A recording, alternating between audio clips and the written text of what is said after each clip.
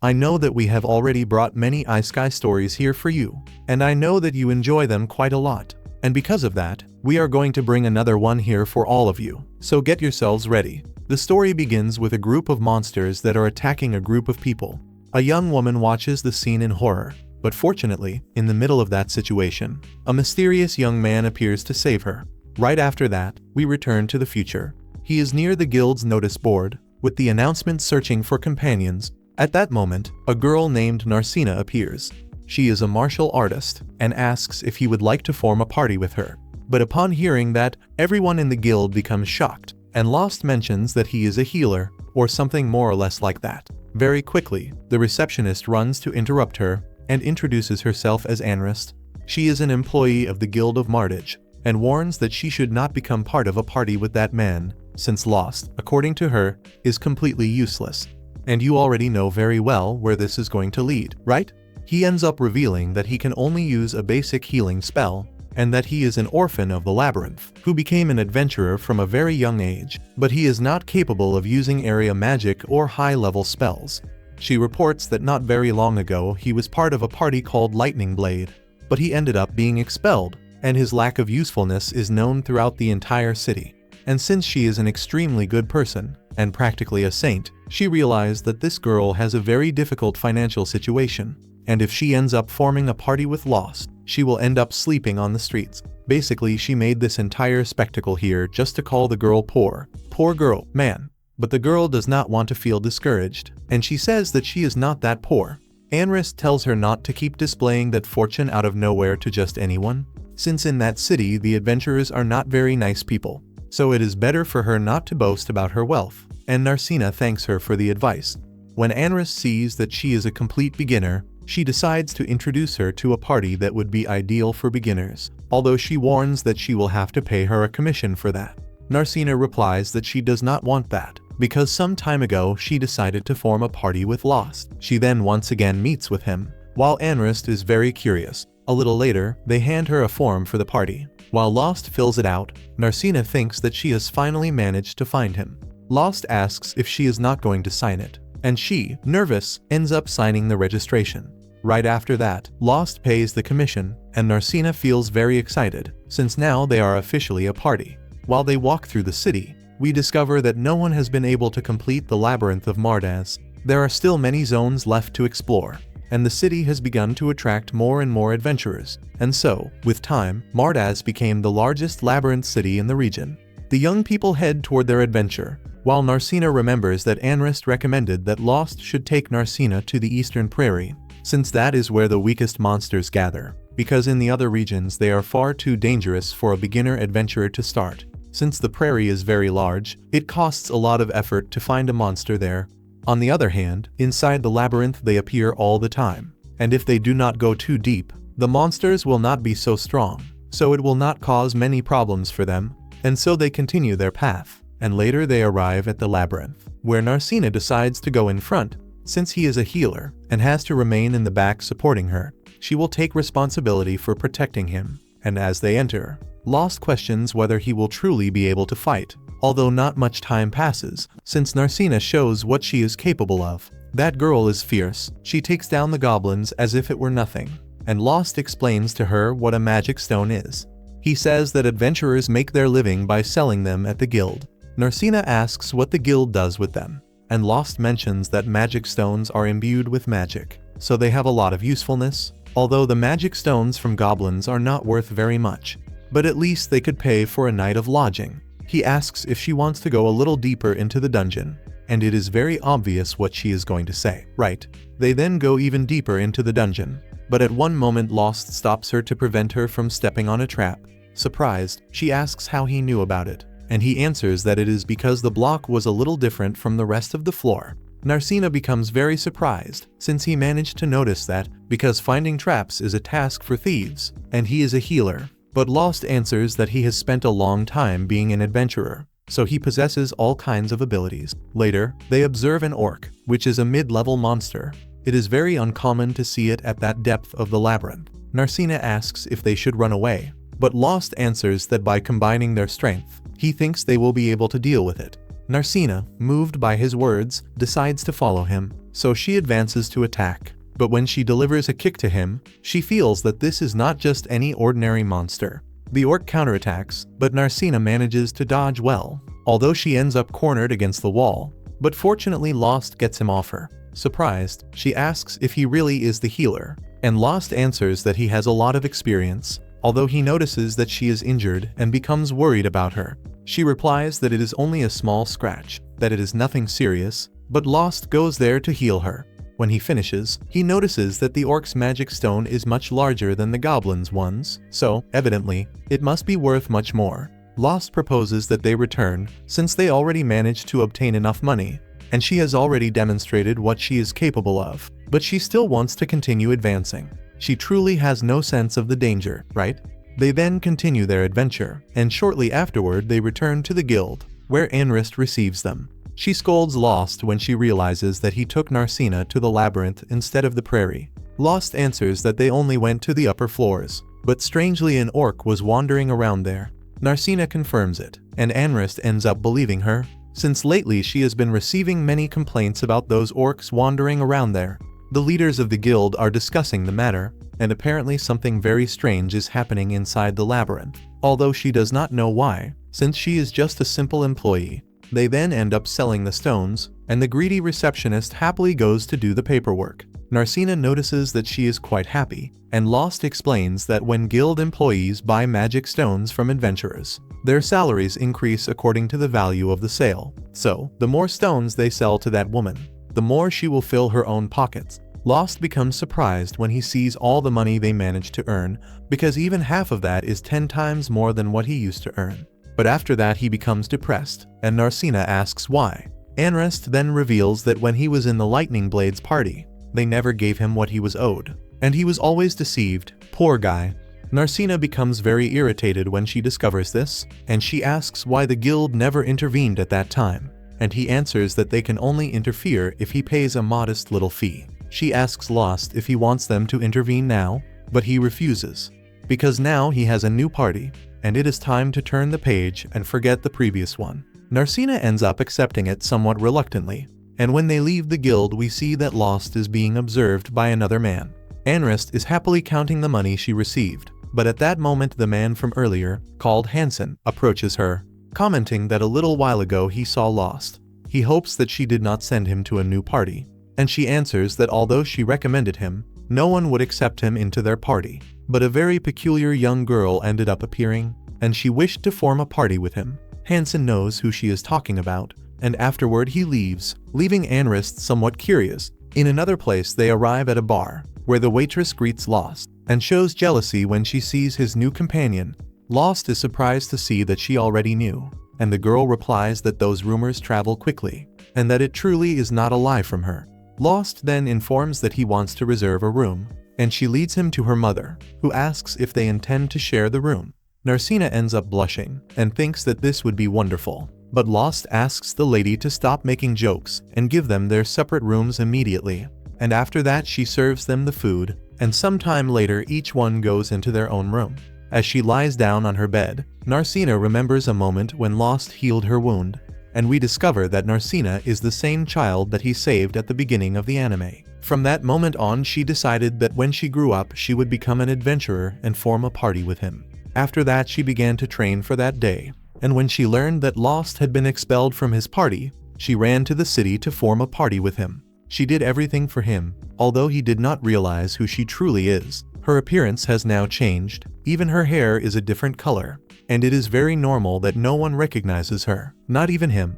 Now she has seen that he has become much stronger, and he does not need her to save him, but afterward she tries to encourage herself, because she wants to protect him, and she thinks about doing that. Then after changing her clothes, she questions the reason why the people of that city consider him useless, when in truth he possesses great talent. Now we see the past, and how Lost was on a mission with his former party. They criticized him, because he was only the healer, who was capable of using basic magic, and his companion, Severia, had been poisoned by the Hydra. He had recommended bringing antidotes, but his arrogant and greedy companions did not want to spend money on expensive potions. Because of that, now they are in this situation. While on the other hand Armia, who is the mage of the party, is only a cowardly dwarf, and he is trembling with fear, while Margulis ends up running away, because there is nothing he can do in that situation. Lost ends up taking responsibility for carrying Severia with him, while they are observed by the Hydra. After that, Margulis expels Lost from the party, while Severia, instead of thanking him for carrying her and trying to heal her, no, she does exactly the opposite. She shows ingratitude and tells him that he is only a failed healer, and because of him they did not defeat the Hydra. Lost mentions that in reality it was because they were not in good condition, but they make sure to blame only Lost. They intimidated the mage Armia so that he would also put the blame on Lost, and returning to the present, he awakens from his sleep and comments that now, even in his dreams, he remembers the moment when he was expelled, and that affected him more than he expected. He drinks a little water and remembers that 6 years ago, even back then, they considered him as Lost, the useless one. He did not think about abandoning his dream of becoming a first-class adventurer, and then a party came to see him. Lost, without hesitation, accepted. But then he discovered that what they were looking for was not a healer, but rather an idiot who would serve as bait for monster. That was a common treatment that labyrinth orphans like him suffered. Fortunately, the adventurers who threw him as bait were discovered by the ogres, and they became their lunch. Lost was already tired of feeling afraid and of suffering, and he felt depressed when he realized that no one considered him a real adventurer. But even so, he did not wish to die, and while he wandered aimlessly, he found the carriage where that small blonde girl was. He jumped to rescue her, and while he protected her, he ended up fainting. But when he awakens, she becomes happy to see that he is well, while he observes the Order of Knights, who had become aware of the incident and had come to help, thinking that in the end he did not help at all. But the small girl told him that without his help, the knights would not have arrived in time. Lost blushes for a moment, but when he sees the small wound, he does not hesitate to heal it. He then tells her what he had gone through, and she becomes upset when she sees everything that they did to him. She promises to become an adventurer in order to form a party with him, and later the Order of Knights took her to the city. After all, she was the daughter of nobles, and Lost thought that she would never be able to become an adventurer because of that. But the words of that small girl encouraged him, and he decided to move forward with his head held high, and that was how he found someone who trained him. Although he could only use healing magic as a healer, he learned many other adventure skills. There he felt that he was finally prepared, and he joined the Lightning Blades. He thinks that if that girl had not told him what she said, perhaps he would have given up. He regrets not being able to see her again. But life is an incredible thing. So now he is on the same team as her, and he does not even know it. The next day, she knocks on the door and invites him to have breakfast, and after some time, much later, they go to the labyrinth. When they enter, they decide to explore that place much more deeply, arriving at a teleportation circle. And Lost comments that not all labyrinths have teleportation circles, and he believes that this one was placed by a mage, although he does not know very much about it. He explains that he will not be able to travel wherever he wants, because he needs another magic circle that will serve as the destination. Narcina mentions that it would be quite practical if they could use one to go to the city, although afterward she becomes frightened when she thinks that monsters could invade it. But Lost comments that monsters cannot use the circles, although those circles are lost knowledge and are very practical. No one has ever discovered how to create more of them. They then end up entering the teleportation circle, and they are transported to the intermediate levels of the labyrinth, where it is mentioned that they must be very careful, because the monsters in that place are much more dangerous than before. As they advance, they fight with several monsters, although Narcina attacks a specter, and Lost warns that she should be careful, because it is a specter. They do not possess physical bodies, therefore physical attacks will not have any effect on them. Now they are at a disadvantage, and because of that he recommends retreating, but the confident Narcina says that she can defeat it. Lost serves as bait so that the monster will go after him. Meanwhile, he thinks that when one trains a great deal, people learn to control their prana, that is, the energy of their body. Basically, that prana is the mana of that world. When they imbue their strikes with prana, spiritual beings end up being destroyed, and although they can defeat them, he notices that his arm has burns from the specter's attack. But Lost is more prepared than anything, and he uses a magical object that enhances the effects of healing spells. Inside it, it carries a magic stone, and Lost mentions that the guild delivers the magic stones they buy from adventurers to craftsmen, and they take responsibility for manufacturing those objects. And after finishing healing her, Narcina asks for how much they could sell that stone. and shortly afterward we see that they managed to obtain quite a lot of money. While Lost did not expect to get so much for that stone, and while they walk through the city, they observe a crowd of people, and when they look more closely, they notice that people are fighting. Lost comments to Narcina that this happens very frequently, because in that city gather all the adventurers who caused problems in other places. Narcina remembers that Anrist had mentioned something about that, and that they must remain very attentive, since there are many malicious adventurers in that city. They keep bothering everyone, and for the real adventurers, in the end they end up being a real problem. But Lost tells her to forget about that for now, since they have just been paid, and the best thing now is for them to enjoy the treat of dinner. When ordering the meal, the owner asks if they will truly be able to pay for all of that, but Lost answers that there is no reason to worry, and asks her for a beer. Narcina also asks for one. Although the owner's daughter mentions that they do not serve alcohol to minors, she becomes annoyed, and Lost mentions that she is still very young to be getting drunk. That situation bothers her, but she ends up yielding, and later Narcina asks what that tower is that she sees in the distance, since it looks like a building. But it has no windows, no doors, nor any kind of engraving, and what is even more curious is that there are several of them throughout the city. Lost mentions that it is something strange, and it also awakened his curiosity, and he questioned it at the time. But it turns out that not even the people who built it have any idea what they are, and they do not even know who made the request. Narcina asks how that is possible, and Lost reveals that basically an agent of the employer brought them the plans and the money. But that man represented another man who represented another man and so on. So it was impossible to discover who the true owner really was. Narcina understands that those who built that did not wish to reveal their identity. And well, that was already quite obvious. And as long as it does not cause any harm to anyone, there is no problem at all, because in that world there are people of every kind. Lost mentions that instead of having done that, it would have been better to fortify the city. Narcina realizes that that city does not have a wall, nor does it possess a moat, and Lost comments that this is a disadvantage in the case of an invasion, because without walls, how are they going to stop those who wish to invade? But Narcina answers that it is not necessary, since that city has many adventurers. Even if they encounter bandits or monsters, certainly they will teach them a lesson. After that they go to their rooms, although before entering Narcina asks for a moment, but afterward she regrets it and wishes him good night. When she throws herself onto her bed, she becomes quite sad, since all she wanted was to sleep and cuddle with him. But she does not have the courage to say that to him. While Lost in his room is very happy for having a good team.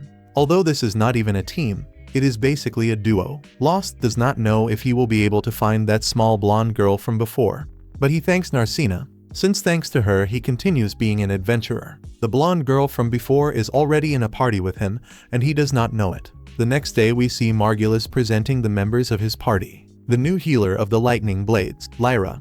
Although they are not very excited, Margulis mentions that now they will finally be able to defeat that Hydra.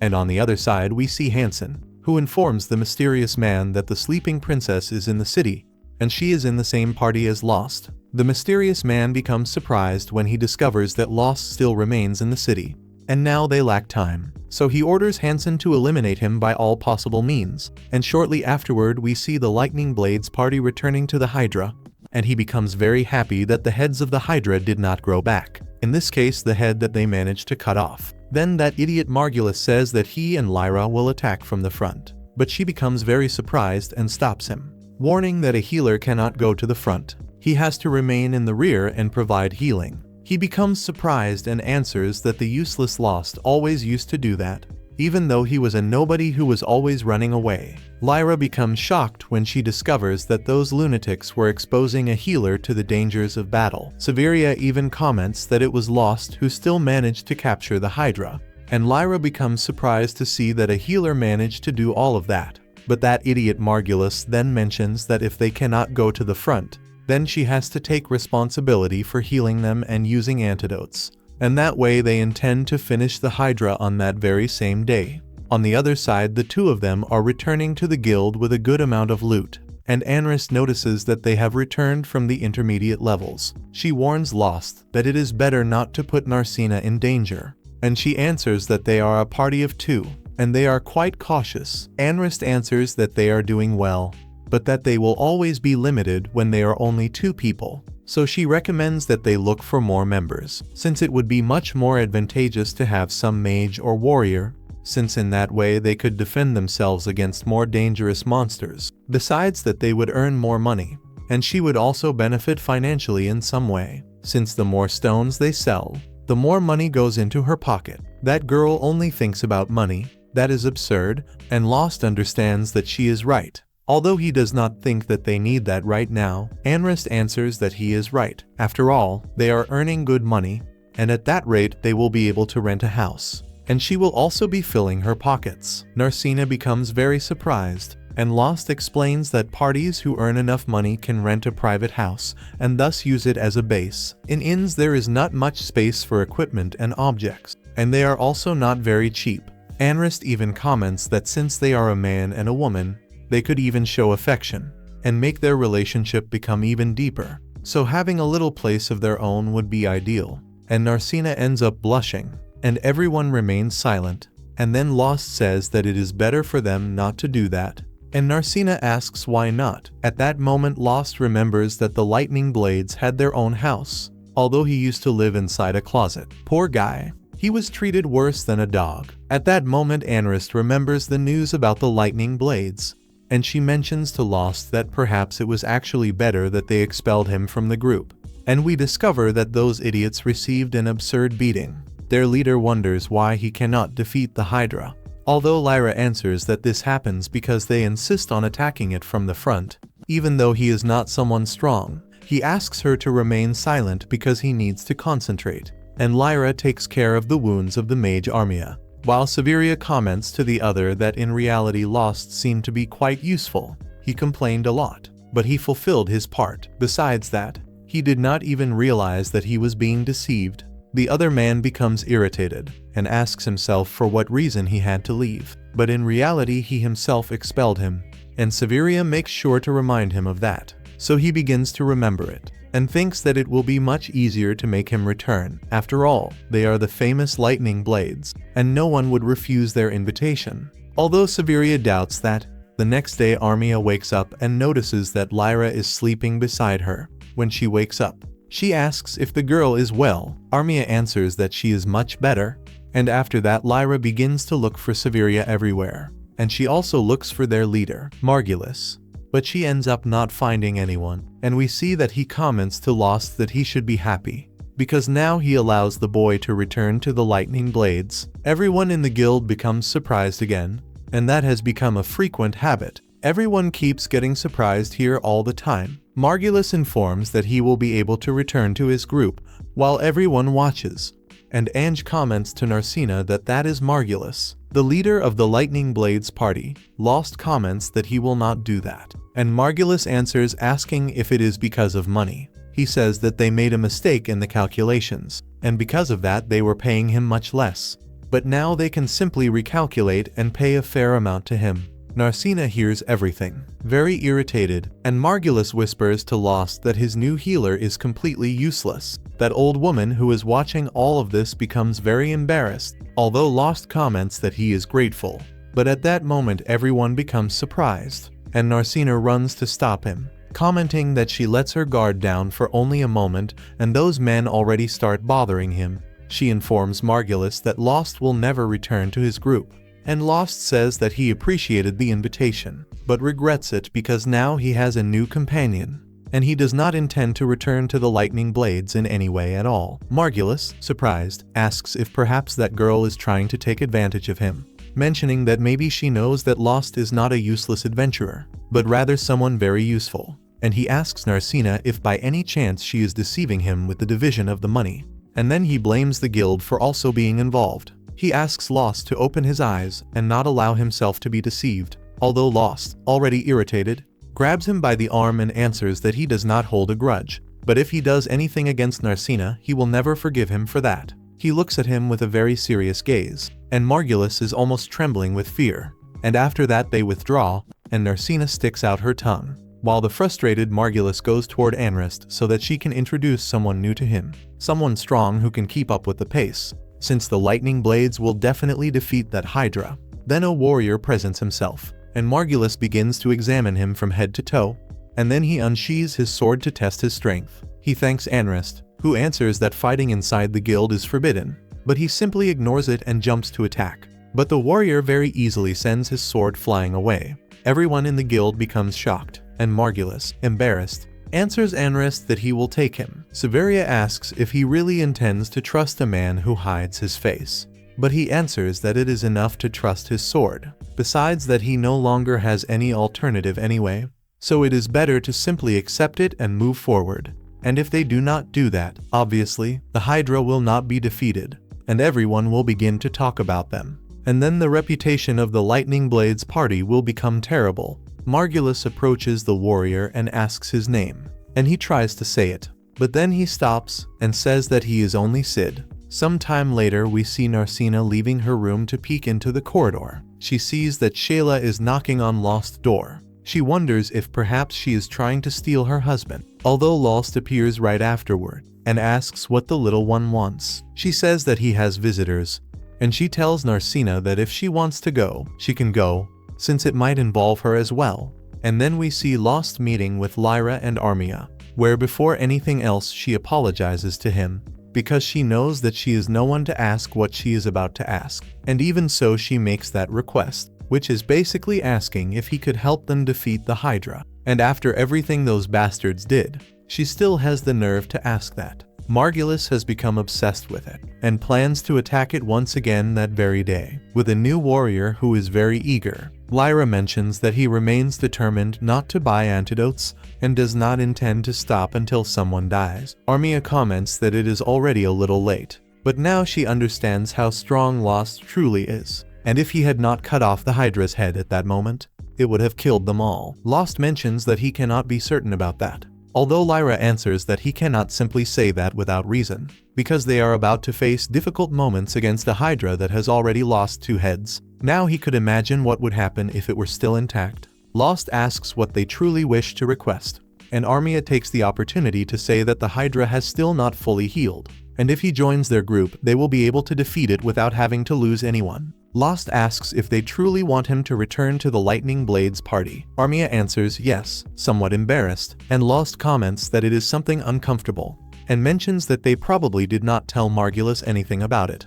At that moment Narcina asks Armia why she is so committed to helping that group, or rather to saving Margulis, since that lunatic seems to be only a very bad person, so if he died it honestly would not even make any difference to the world. But the young woman answers that it is true, that he has his problems. She says that he is arrogant, reckless, cowardly, manipulative, besides being very rude, narrow-minded, and vindictive. Everything bad that exists is that man. But despite all of that, they are companions, and although Narcina becomes annoyed by that, she then asks what Lost is to her, or if she is going to pretend and ignore that she did not know how they treated him. Armia answers, frightened, that she did not agree with that, but she feared being expelled if she also said something. She laments her lack of experience, because she had never been in other parties and did not know whether Margulis was acting correctly or not. But now she understands everything. He is a terrible adventurer, besides also being a terrible person. But even so she cannot turn her back on a companion. She then apologizes to Lost, and Lyra comments that for a long time she had already wanted to apologize,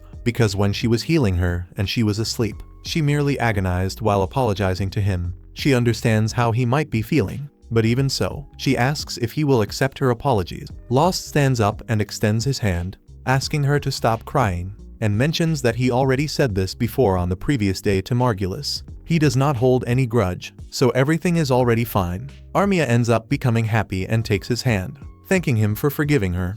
Although Lost replies that he has no intention whatsoever of returning to the Lightning Blades group. At that moment the owner of the restaurant interrupts them and serves a very generous portion of food, commenting that the girl looks quite pale and hopes that she can eat well, since nobody leaves her restaurant with a sad expression. Armia feels embarrassed, but the old woman tells her to eat everything and not leave anything. On the other hand, Narcina asks Lyra if she could not convince Armia to leave the Lightning Blades group, although she replies that if she could do that she would not be there. Lyra comments to Lost that Armia is a very kind young woman. And at that moment Lost remembers how Margulis had commented that the new healer was completely useless. Because of that he asks Lyra if she is a healer. He comments that although he does not like to interfere where he is not called, he thinks that she will have problems in that group. Lyra asks if he is implying that she should leave the group and abandon it, and she informs that she could never do something like that and leave her dear Armia there. Lost understands her. But when he sees Armia, he becomes thoughtful. Shortly afterward, Lyra arrives at her guild and is surprised when she sees Sid. Although Margulis replies that his name is not Sid, and right after that he runs away, excited, to prepare himself to face the Hydra. And when the two are alone, Lyra asks what the hell he is doing in that place. He replies that he does not even know who she is and keeps acting foolish. But she answers that it is very obvious who he is and tells him to stop pretending to be an idiot. She asks if perhaps he accepted another terrible job. But Sid simply ignores her and turns around. She says that that sword is not his and asks if he stole it from someone. He says that he did not. He says that it was merely a gift from his mentor before he passed away, thus revealing his true identity, and right afterward he tries to remedy the situation. But it is already too late. Without delaying any further, he replies that he is in debt to her, and she steps away while blushing. And in another scene we see how the group is leaving the city, where Lost remains observing in the direction where the Hydra is located. We see that the lightning blades head toward it, and a little later we see that they face some others. Messina defeats them with great efficiency, and Lost congratulates her for her excellent work. But now it is already time to rest. Although she warns that she can continue, however she is quite worried about her stomach, which begins to rumble shortly after she says that. And Lost starts laughing at her face, but irritated she shouts for him not to mock her. And Lost proposes that they go to have lunch. Although it is still somewhat early, and the fighter, somewhat blushing, ends up accepting. Later they prepare a picnic, and Lost is surprised when he sees so much food. Messina mentions that when leaving the inn, Mary gave all the food that Armia had left, and while they eat, Lost reveals that the Hydra is a very powerful monster. Besides being poisonous as well, they possess scales that are practically impenetrable, quite resistant, and they repel magical and physical attacks without any problems. The creature is simply extremely overpowered. Messina ends up being surprised when she discovers the strength of that creature, and asks if Armia and the others will manage to leave the battle unharmed. I think unharmed they will not, but at the very least an arm there will remain in the battle. Lost replies that Hydras are not very common, but even so they appear more than other high-level monsters, and because of that they were studied a lot. And they know that its poison is lethal if it is not cured quickly, although fortunately a special antidote has been developed against them, and it is quite easy to find in Mardaz. But the idiot Margulis did not want to acquire the antidote, since for him it is something dispensable. They will only depend on Lyra's antidote spell. Messina becomes worried, but Lost reassures her. Why do they call themselves lightning blades? Despite his personality, Margulis is a decent swordsman. Saberia also possesses great speed and agility, and she will certainly be able to attack the Hydra by surprise. However, while Lost comments on all of this, Messina is quite disturbed, because he continues having high expectations of the lightning blades. After that they continue advancing, where Messina mentions that she is getting bored of always going to the same labyrinth. Lost asks if she wishes to go to another place, and she proposes going to the swamps, but Lost looks at her strangely. And on the other side, the Lightning Blades group faces the Hydra. Sid and Margulis manage to cause a little damage, although at one moment Sid avoids cutting off its head, and Margulis asks angrily why he stopped. He mentions that the Hydra is his prey, and that he probably really wanted to be called Margulis, the slayer of Hydras. He becomes a little irritated and jumps into the attack, but ends up being defeated, and Lyra wonders why the hell he always throws himself straight ahead. And after finishing healing Severia, she jumps into the battle, while Lyra observes Sid and wonders what he is plotting, although she feels relieved, since thanks to his attacks the Hydra is much slower, and so, while Severia distracts it, Margulis takes the opportunity to attack it, and Armia is doing a good job, and if it continues like this they will probably manage to defeat it. But the Hydra throws a rock at Armia, causing her to panic. The Hydra devours her fear, transforming it into energy, although Sid mentions that it is very rare for that height to be visible. After that the Hydra begins to devour the mana of the surroundings, although this is even stranger, since mana is only found inside the labyrinths. Margulis questions what is happening with that creature, and Lyra explains that monsters absorb large amounts of magic in order to transform, and thus their abilities improve. It is then that the Hydra changes, it recovers and its heads return, and Sid, already terrified, tells Margulis to withdraw from that place. But he refuses, since he is very close to becoming the slayer of Hydras. But when he collides with the monster his sword breaks, and the Hydra prepares to send him to his death. But fortunately Lost intervenes, and Narcina and Sid rush into the attack, Sid asks Lost to secure Amiya's wounds, who is lying there badly injured on the ground, while he deals with the monster, and Narcina asks Lyra if Amiya will be able to recover, although she does not know how to answer, since as she is a mage, her resistance to magic is very strong, and perhaps she will resist even the healing spells. However, Lost begins to use his basic healing spell, and Lyra asks what he is doing, and at that moment Severia answers that he is accumulating spells. That is what he used to always do with them, and Lyra is surprised, because she had never seen someone accumulate so many healing spells, and wonders who the hell Lost is. Amiya wakes up and becomes happy when she sees him, but soon falls asleep due to exhaustion. At that moment the Hydra becomes irritated when it sees Lost, while Sid asks Lyra and the others to remain in that place. Margulis has no other option, because after all he broke his sword, and the men prepare for the attack. Sid, Narcina and Lost himself perform an excellent combination of abilities. Margulis is surprised when he sees that Sid's sword does not break like his did, and Lyra reveals that this is because it is a magical sword, and the blonde becomes even more surprised, since he had heard about a legendary magical sword, and he becomes curious to know who is hiding behind the mask. At that moment Narcina is struck by the Hydra, which takes her as a hostage, while the others are surprised when they see that the Hydra demands a single confrontation only with Lost and her. Lyra explains that after evolving the creature gained intelligence and it develops. Lost asks the group not to interfere, and in a mysterious place we see an old man who is writing. He stops and closes his eyes, and back to the fight. Lost ends up being destroyed by the Hydra, and he is lying there on the ground. While he desperately tries to reach Narcina, Sid prepares to rescue them. But at that moment Lost emits a very strange aura, and the group questions what is happening.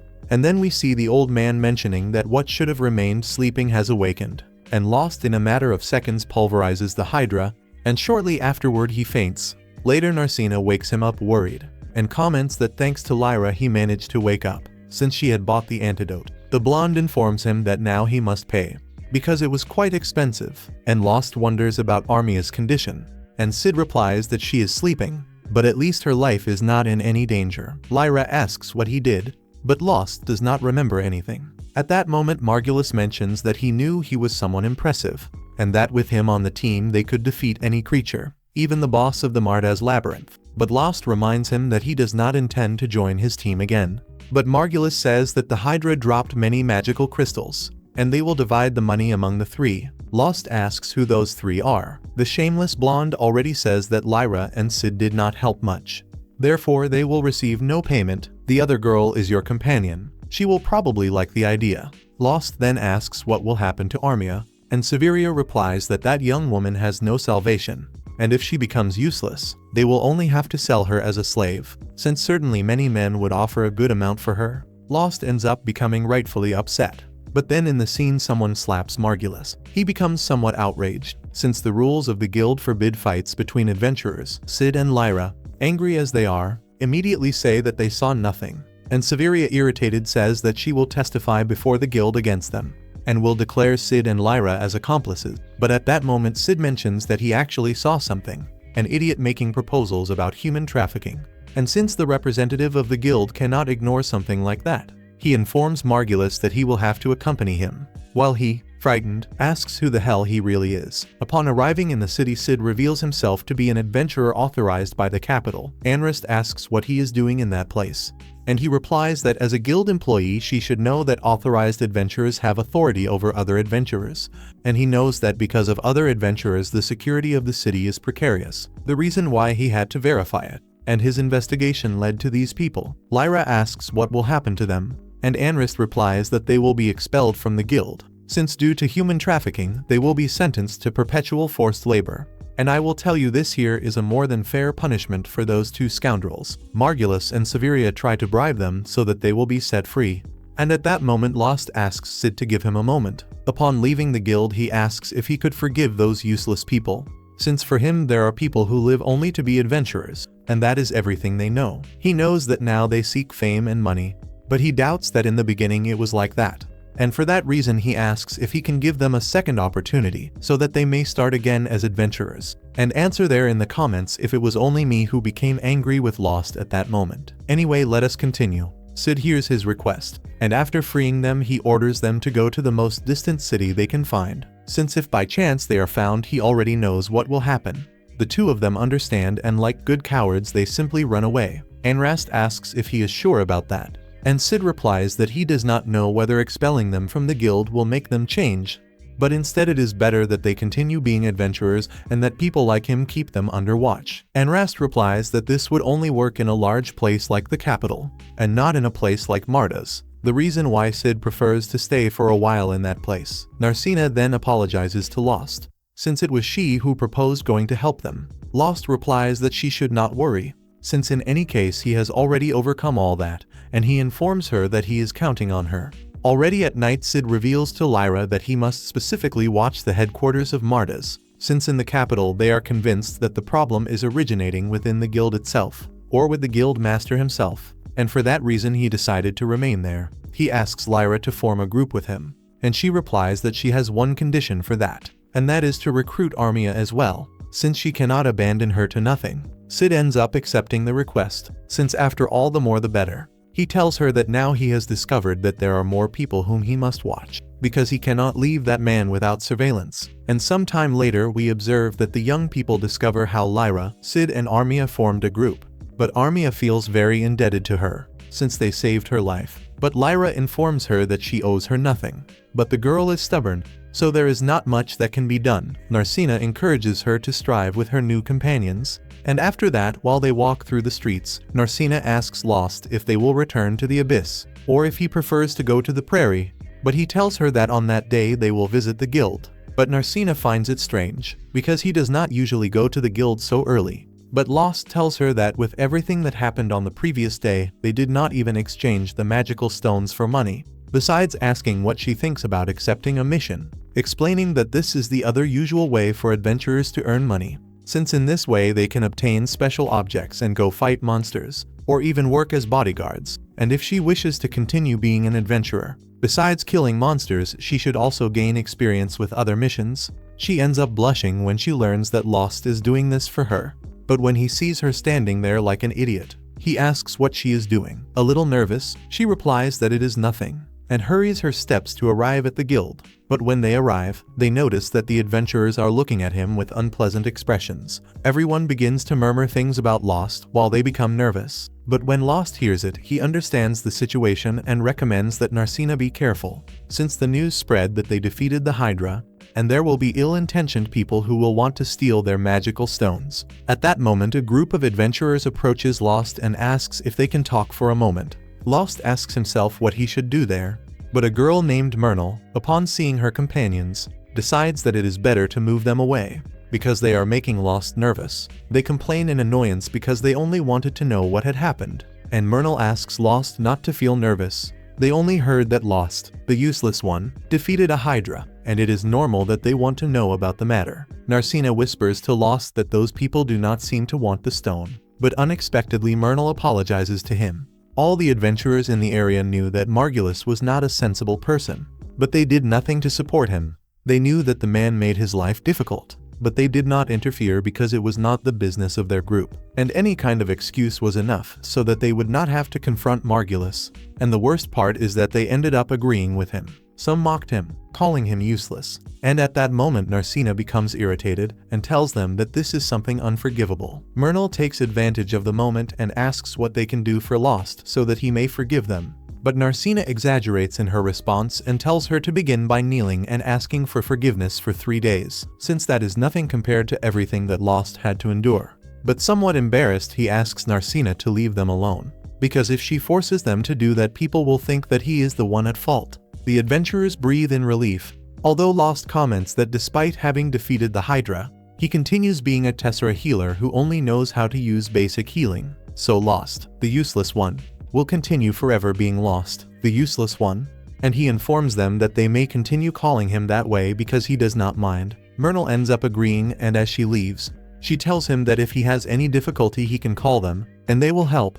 After that they hand over the magical stone, and Anrast almost had a great reaction when she saw the Hydra stone, especially because it was a mutant Hydra, and its value is 10 times greater, perhaps even more than that, given that there are not many monsters that undergo mutations, and those stones are very rare. She explains that the amount of mana required to cause a mutation is absurd, and for that reason it only happens inside the labyrinth. But this hydra performed its mutation in the swamps. Although outside the labyrinth mana may accumulate, it is not enough to channel a mutation, and on the previous occasion they encountered a higher level orc. So something is probably occurring inside the labyrinth, and Narcina asks whether the guild should not take some action. Lost questions Anrist about the reason why an expedition is not organized to investigate, but they are interrupted by Hansen. He observes how Alice is with Lost, and Anrist, nervous, says that she has to tell them something. Later Hansen informs them that although those phenomena that are happening are quite unusual, they are also not strange.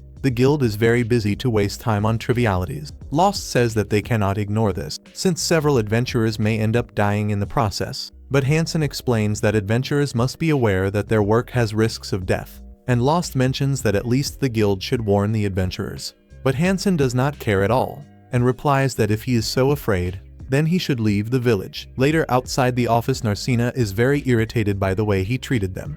But Lost replies that there is nothing they can do, and perhaps the guild is indeed very busy. Anrist had already warned them that this is Hansen's attitude, and asks whether they know the guild master. Lost comments that he believes it is Mr. Mitz, and Anrist informs that not even the members of the guild see him frequently, and among them there is an elder who is so old that he never leaves his office. With Hansen being responsible for conducting everything in his place, the only negative thing is that he expects perfection from everyone else, and harshly criticizes any smallest mistake.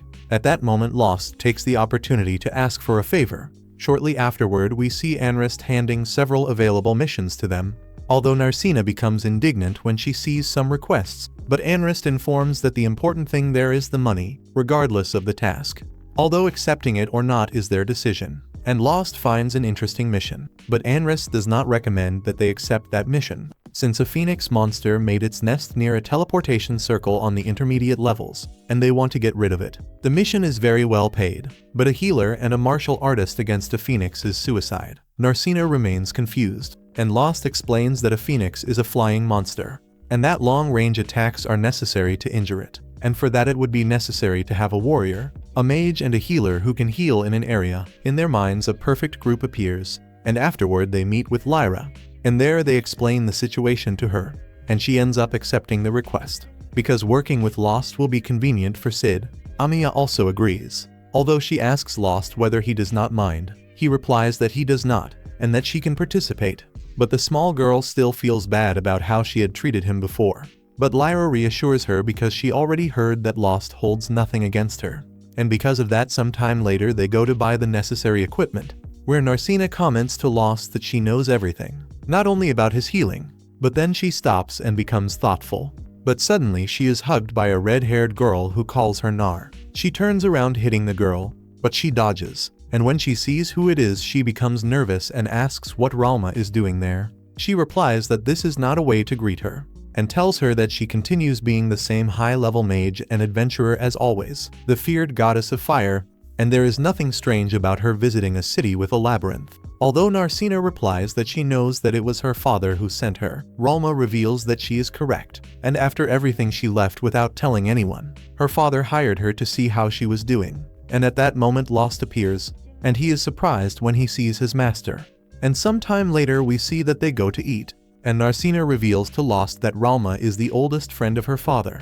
But with that Ralma becomes annoyed, since they are ignoring her. She informs Lost that she has private matters to discuss with Narcina, and therefore orders him to let them talk about that matter. But Lost replies that he cannot do that, because Narcina and they are a group, so it is also his matter, and he is very worried that she was sent to take Narcina against her will. Ralma asks whether he is really capable of stopping her, and the nervous Lost asks her to put him to the test, and Ralma attacks him with a small fireball, but Lost manages to dodge. In the end she allows him to remain at the table, and later Narcina informs that she did not run away.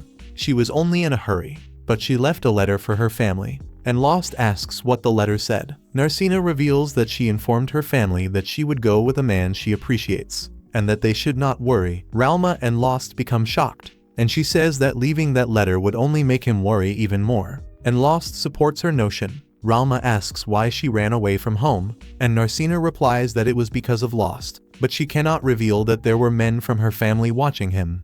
And when she learned that Lost had been expelled from the Lightning Blades group, she ran away to take advantage of the opportunity. She is truly very dedicated to the person she loves, Bizarre, Lost mentions to her that perhaps it will be difficult to speak with her father, but he recommends that she look for him, because if she wishes to become an adventurer, she needs the approval of her parents. Narcina, somewhat sad, asks whether he perhaps does not want her to stay by his side, and Ralma notices her attitude, and she tells her dear Lost that if her father does not agree, perhaps she cannot return, and she becomes sad just thinking about it.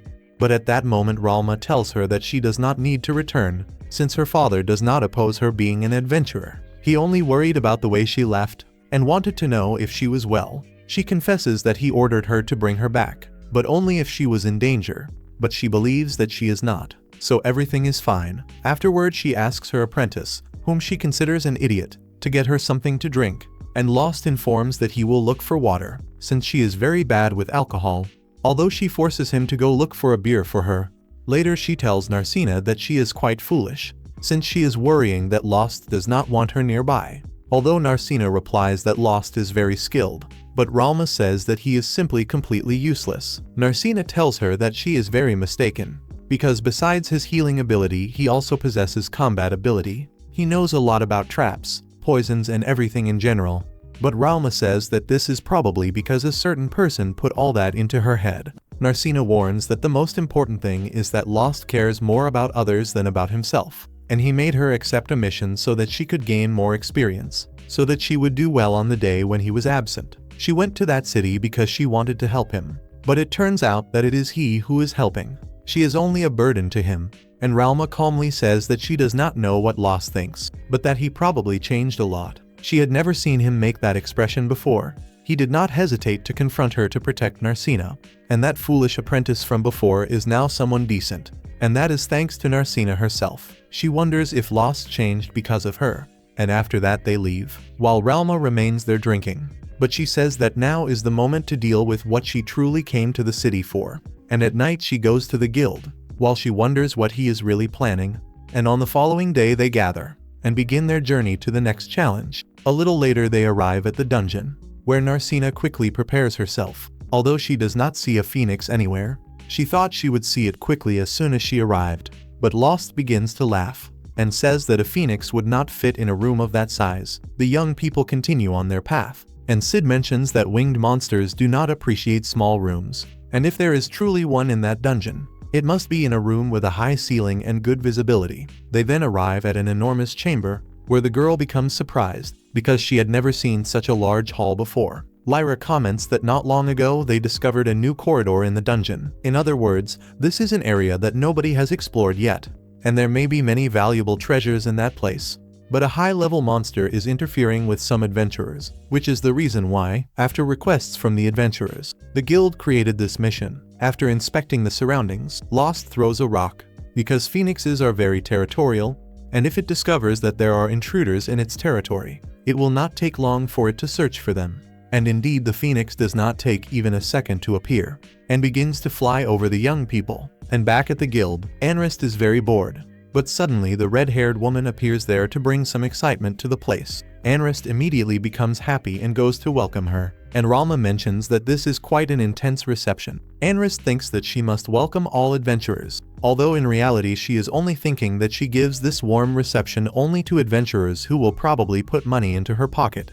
By looking at her from head to toe, she can realize that Ralma is a first-rate adventurer, because she has high-quality magical accessories. This Anrist is extremely greedy. There is no denying it. Then Ralma informs that she wants to see the guild master, but Anrist becomes confused, and asks if she scheduled an appointment, a letter of recommendation, or if she is some acquaintance. But Ralma informs that it is none of that. She says that she knows him. In fact, she knows him so well that she wants to kill him. She is then quickly denied, because Anrist cannot allow that insane red-haired woman to kill her master. But Ralma needs to enter by force, and when she is about to knock down the door with her magic, Hansen appears. He grabs her hand and says that he will listen to what she has to say, calling her by name. Anrist, upon hearing that, asks if she is perhaps the famous Ralma, and Hansen confirms that she is the goddess of fire herself, and that if she wanted she could turn that entire place into ashes. Anrist immediately begins trembling with fear and leaves the place, while Hansen introduces himself.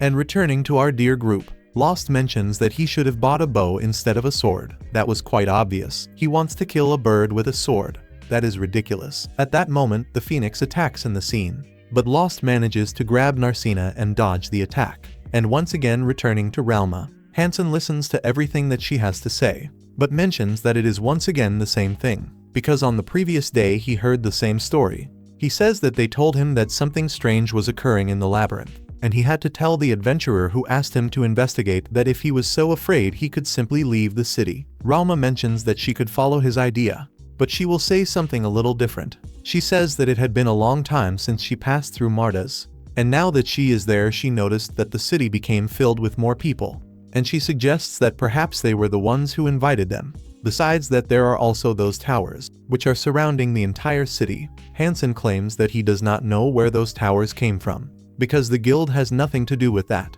But Realma asks if he is pretending to be an idiot. Her intuition indicates that the guild may be behind everything. But Hansen begins to laugh, because everything she is saying is simply something absurd. She mentions that in a city with a dungeon like this one, the Adventurers Guild holds absolute authority, and as the guild master he is basically the king of that area. So it is basically impossible that he does not know what is happening in that area. Hansen replies that he is only another gear in the machine, but Realma becomes angry. Yet Hansen shamelessly responds that if she is so bothered, she can also leave the city. Realma then comments that they are gathering many wrongdoers, and when someone respectable arrives worried, they simply expel them from the city. It is almost as if having real adventurers were a problem, and Hansen asks what they would achieve with all that. But Realma replies that she still does not know, but some situation will happen, such as for example the elevation of the labyrinth, and returning to the group. The Phoenix continues launching its fireballs, and if it continues like that there will be a lack of oxygen, and that will be a great problem, and the Phoenix is trying to drive them away to protect its territory. Sid asks Armia to attack the Phoenix with some water spell on its wings, because its wings of fire are like bird feathers that will not force it to land, but it will probably slow it down. In that way at least he will be able to use his sword. But Armia becomes worried, since in order to cast such a powerful spell like that she will have to remain vulnerable to its attacks. But Sid informs her that he will protect her, and will not allow it to touch her. Besides that, Narcina informs that she and Lost will also protect her, and thus Armia can feel much calmer. So in that way the group goes out to distract the Phoenix, and Armia begins to cast her spell. Lyra thinks that with everything that happened it will be very difficult for her, but now she must learn to trust her new companions, and once she can do that she will become a true adventurer. Armia fires her spell at the Phoenix, and Sid takes advantage of the opportunity to attack it with his sword. But that was a very superficial attack. Yet if they continue like that they will be able to win. Returning to the guild, Hansen answers Realma that the elevation of the dungeon is a very terrifying idea, but that is only something hypothetical. But Realma tells him that with everything that is happening in the city that is not a crazy idea. It will probably happen.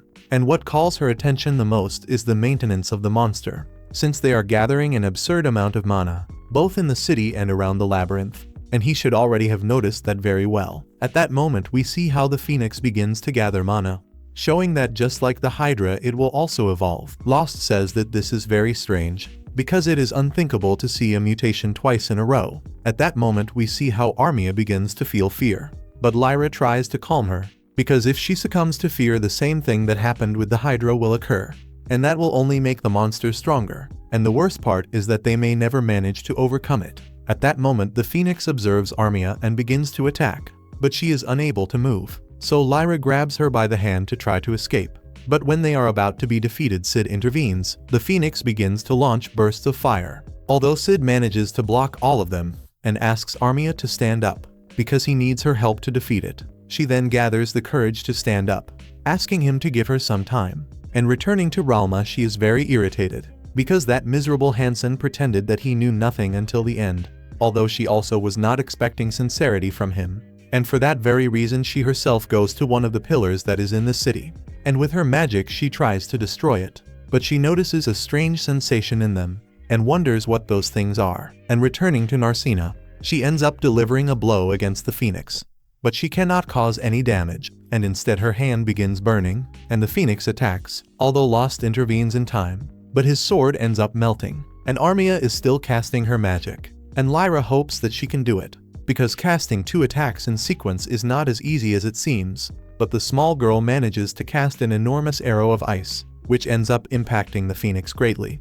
but even so it suddenly begins to fly, and Armia becomes frightened, but Narcina takes action. She covers her body with energy to kick the phoenix and knock it to the ground, and now it is Lost's turn, who drives his sword into the middle of the phoenix's head, finally managing to defeat that cursed monster. After that they begin to congratulate the small girl, since without her they probably would never have managed to defeat that phoenix. The girl then begins to cry, since she finally managed to feel useful. After some time Lyra mentions to Sid that this time nothing strange happened, referring to Lost, so they will probably have to continue watching the boy. And after some time when they arrive in the city, they meet Relma, who becomes happy when she sees them, and congratulates them for having defeated a phoenix. Lost asks how she knew that, and Relma reveals that she only needed to give a few coins to a girl so that she would sing like a little bird. And quickly Lost discovers that it was unrest. Relma comments that since they managed to defeat that phoenix, the reward will be enormous, so she hopes that they will not be stingy and will invite her to eat.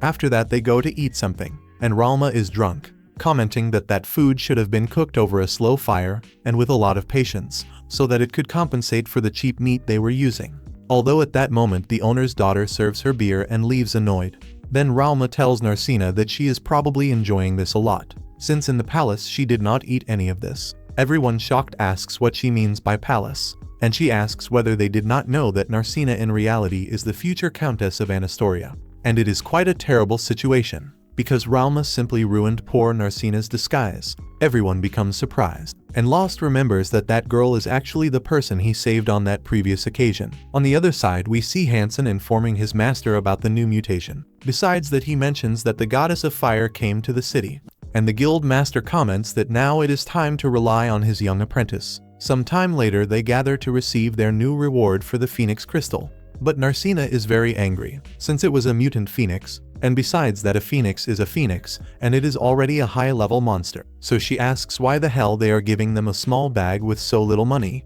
Anrist replies that she should look at the bag first before speaking. And when Narcina looks she becomes surprised when she sees that there are gold coins, since if Anrist had paid them with copper or silver coins they would not have been able to carry two enormous bags with so many silver and copper coins. Lost warns Narcina not to let anyone see that bag, and gives his small commission to dear Anrist. She becomes very emotional, and after that he walks away, while Anrist curiously asks whether something happened between them. And already in the city an old man is performing a puppet theater, where he explains that the fiercest monster of the labyrinth is the malevolent dragon, and the only one capable of defeating that evil dragon when it awakens every 200 years is the legendary hero. The young people become moved when they see the show, while on the other hand Narcina serves breakfast to Lost. However later she feels somewhat uncomfortable when she sees that he is very quiet. She even tries to break the atmosphere by commenting that they should take advantage of that money to rent a house, and Lost thinks that this is something very sudden. But Narcina explains that it is something quite useful, since she had been investigating for some time and currently they have more than enough to rent a house, or even buy one if they want.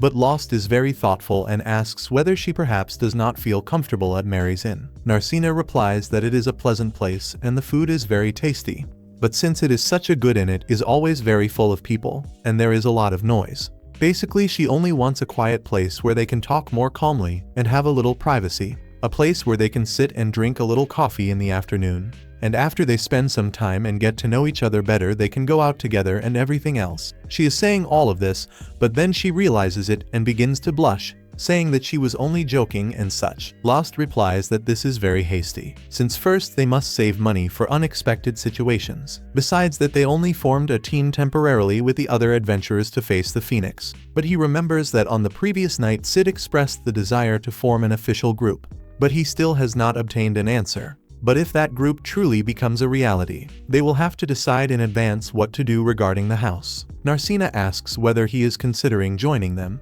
and Lost replies that strategically that is the best option, especially because of Sid, who is someone very strong. If they wish to go even deeper into the labyrinth, he would certainly like to have him by his side. And Narcina whispers that for her it does not matter as long as she can be alone with him. When Lost asks what she is saying, she quickly changes the subject, and replies that if he agrees to form a group, she will also join. Later at night, they gather and toast to their new group, and Mary serves them a banquet. And after they have eaten their fill, Mia starts to get sleepy, and Lyra decides to take her to her room.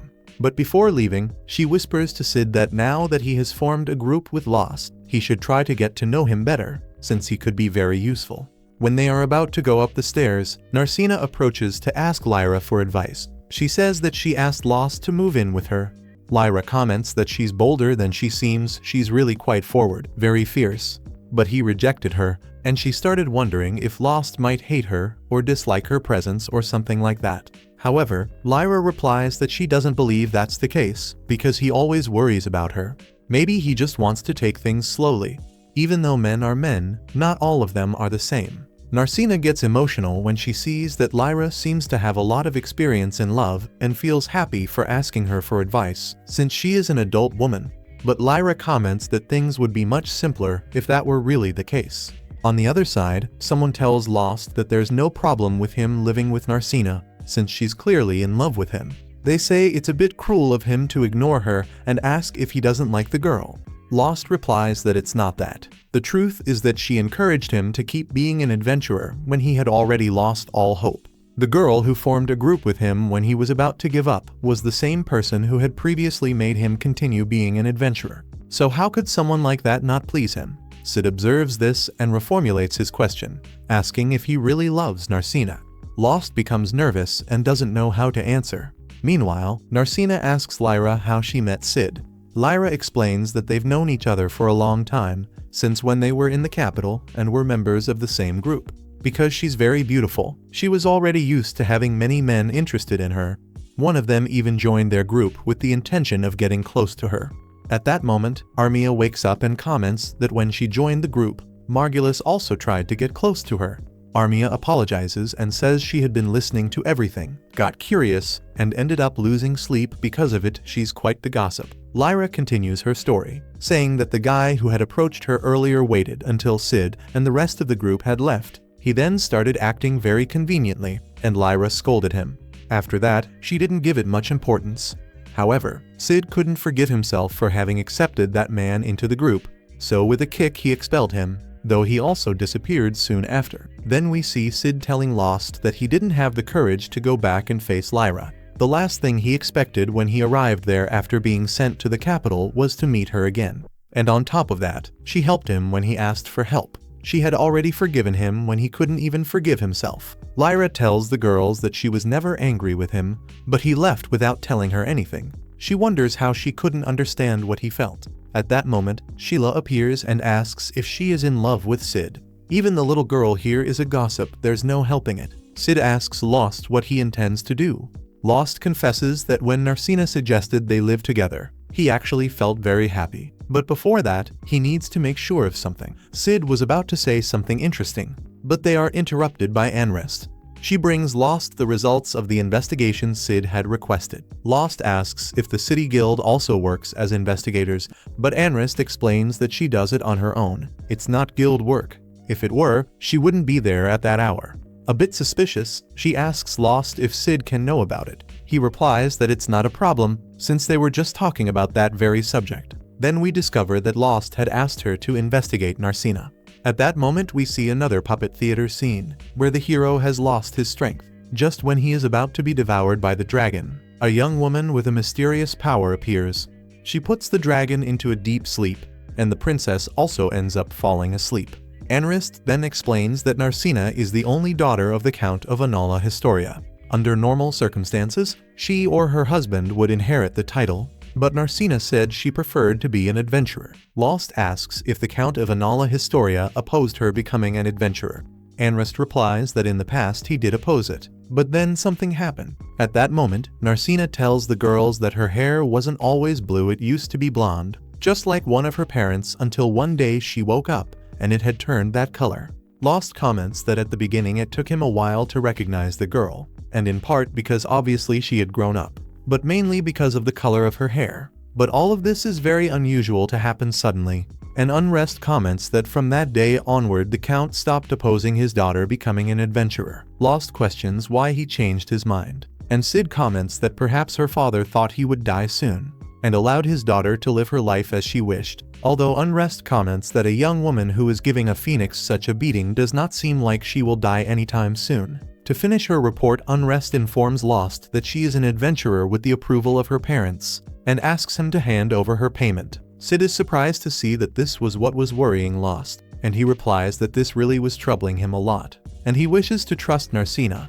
But between what she told him and what his master told him, it was not very clear to him. After that, Unrest leaves, and Sid asks Lost what he would have done if the Count and Lastoria had opposed it. He replies that he most likely would have taken her back home, so that if she truly wanted to be an adventurer she would convince her parents, although obviously he would have helped to try to convince them.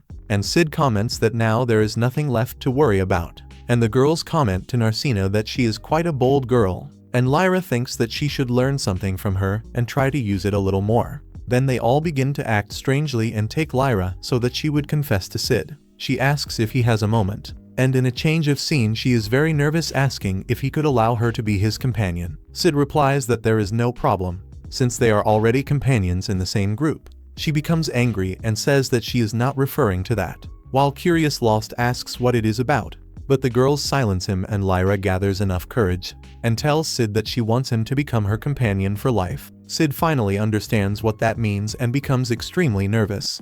Although very shamelessly he replies that he needs to think about it. Lyra, irritated, asks what kind of answer that is, while the girls inside lament that response. But Lyra replies that in the end she does not mind, because until that moment he had never even considered it, which in this case already represents great progress, and she hopes that they can get along well in the future. At that moment Lost takes the opportunity to take the first step and asks in the scene if she has any time the next day, because he needs to tell her something very important. Once again we see that puppet show, where the sleeping princess sacrifices herself to keep the beast asleep, and thanks to that sacrifice the world entered an era of peace. Then we see a group of adventurers who are inside a dungeon, and they become frightened when they see an orc on the upper floors. They try to remain quiet while waiting for the monster to leave, and when it does they take the opportunity to advance. But in front of them another orc appears, although the adventurers remain calm, because they use a novice like Eskar. The name of that novice is Kate, and he becomes frightened, but the others do not even care and run away. And returning to our main group, they are eating. Although in the scene Narcina is a little confused, since she does not know what Lost wants to say to her. So in all her delirium she begins to confuse flowers with the sausage, and Sid and Lyra recommend to Lost that he finish this as quickly as possible, since if it takes a little longer the girl may never return to normal. Lost then follows their advice and decides to approach the scene, but when she hears his voice she becomes frantic. She starts to become extremely nervous. But I assure you, she is not more nervous than Lost, who does not even know how to begin the sentence. But when he is about to say it, the adventurer from before appears asking for help. The young man is in a very terrible state, and some time later they take him to a room. Lost informs the girls that he is not as bad as he seemed, besides that Lyra and Shyla are taking very good care of him. And at that moment Shyla's mother appears and says that that young man and she have been friends since childhood. She informs that his name is Casey. He is an orphan of the labyrinth, and she used to take care of him. But when he grew a little he decided to become an adventurer. She remembers that he was very happy, since on that day he told her that he had formed a group. At that moment Lost, somewhat serious, goes to the scene to postpone his conversation, because first he needs to do something very important at the Adventurers Guild. And then we see that the people who did that to Casey are tied up and being beaten, and Lost informs them that they have already learned their lesson, and now he is going to release them. But before that he wants them to leave the city. They end up obeying his orders, but before that they give a warning, that if they see him in the city again they will end his life, and they run away in desperation. Unrest is a little uncomfortable, and warns them that adventurers should not settle their disputes on their own, but they respond that they must do it, since it is the guild's fault that the city is infested with evil adventurers, so it is up to them to resolve that situation. Unrest regrets it and is sorry to hear them say that. But those are decisions made by superiors. Lost, irritated, comments that it is always the same thing, when suddenly Hansen appears and asks what he is doing, since he is an adventurer registered in that guild. Yet he does not report guild conflicts, and now he simply judges as if he had every right to do so, and comments that perhaps he is the one who should punish them. All the adventurers upon hearing him complain,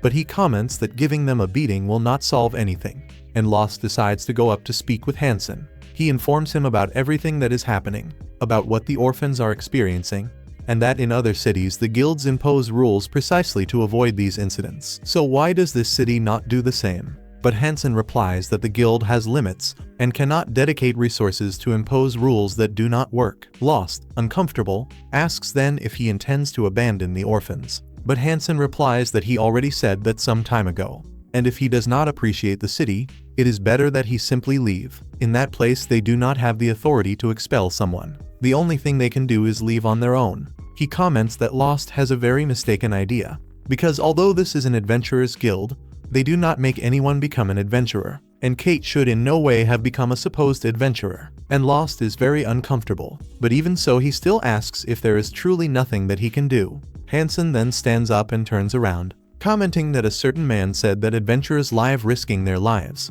and the useless ones would end up dead, and those dead should simply have avoided it from the beginning, because the useless do not have the right to live. Lost becomes thoughtful, although at that moment Hansen shows a scar, and asks him if he has already forgotten, and Lost upon seeing it is surprised, calling him Noxon. And then we see a flashback of how he was treated with contempt by the other adventurers who thought he was useless.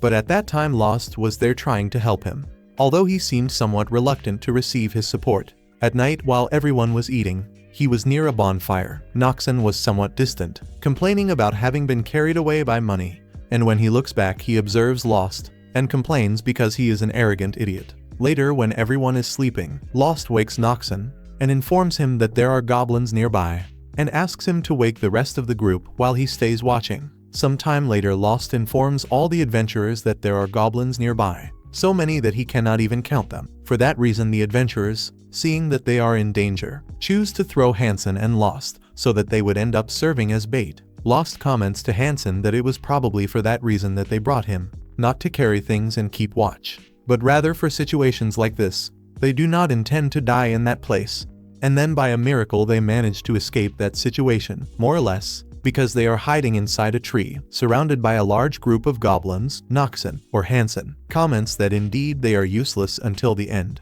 But if those individuals managed to survive, at least they served as bait. But Lost comments that he greatly doubts that they could escape, since when goblins hunt in groups, they do it with large groups, so now the best they can do is wait, because sooner or later, they will find their group and will go after them. At that very moment the goblins begin to move, and they take advantage of the situation to try to escape.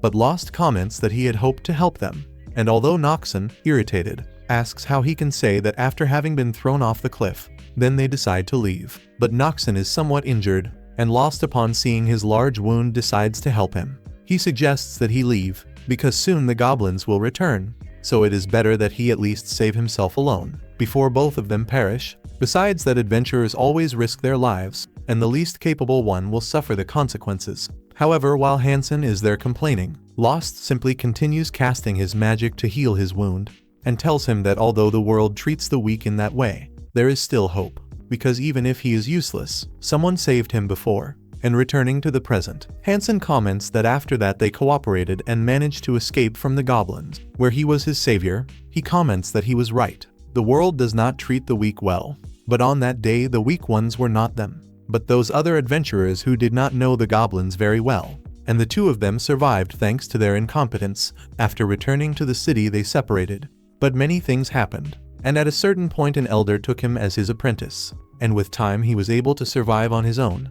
Lost asks who that man is, and Noxon replies that that man is called Mitz, the master of the guild branch, and Lost understands why he is the right hand of the master, and is glad that he has come quite far. But Hansen replies that he is not telling him this to relive old times, but rather to pay his debt to him, so he recommends that it is better for him to leave that city as soon as possible. And Lost asks why he insists on that. Noxon replies that it is the only salvation he can offer him, and recommends that he also take Narcina, and that he should not wait even another second, and that it is better for them to leave that city right now. And a short time later Lost returns with the group, and comments that he cannot do much, although at that moment Unrest asks for a moment of his time. She then whispers that there are several people in the guild who do not agree with the methods of Hansen and his master. She reveals that it has not been long since Mitz became the head of the guild, and he still ends up clashing quite a lot with some veteran staff members, and for that reason she wishes to ask him a favor. Then in another place we see Lost asking Narcina to exterminate some monsters, since lately many monsters have been appearing near the road, and if nothing is done there may be civilian casualties, and Narcina mentions that the guild should offer a reward for that. But at that moment Lost remembers that Unrest had commented that placing a reward for that would be normal, but first it would be necessary for Hansen to organize it. The other young man asks what they would do regarding measures against the other adventurers, and Unrest replies that she could offer them information about the problematic groups, but afterward turn a blind eye. Lost asks if they can warn everyone about the mutations in the monsters, although she replies that the master has the matter under control, and they cannot say anything. But even so she will try to find a way to warn them, and the rest will depend on the description given by the adventurers. And returning to the present, Narcina thinks that this could bring some problems for them. Although Lost comments that they could obtain some extra money from the stones of the monsters they defeat, and Narcina asks if they really can do that. Although then we see a flashback where Unrest tells them not to do that, since all the money will come out of her pocket. She would not like to have to do that, but it is what it is, so there is not much she can do about it. The group doubts that she will really do it, and she asks who the hell they think she is, and both reply that she is simply an extremely greedy person, and she slaps both of them. And back in the present they decide to clear the road the next day, and afterward they meet with Sid, who is training all the labyrinth orphans. We see that Cage is in a much better condition.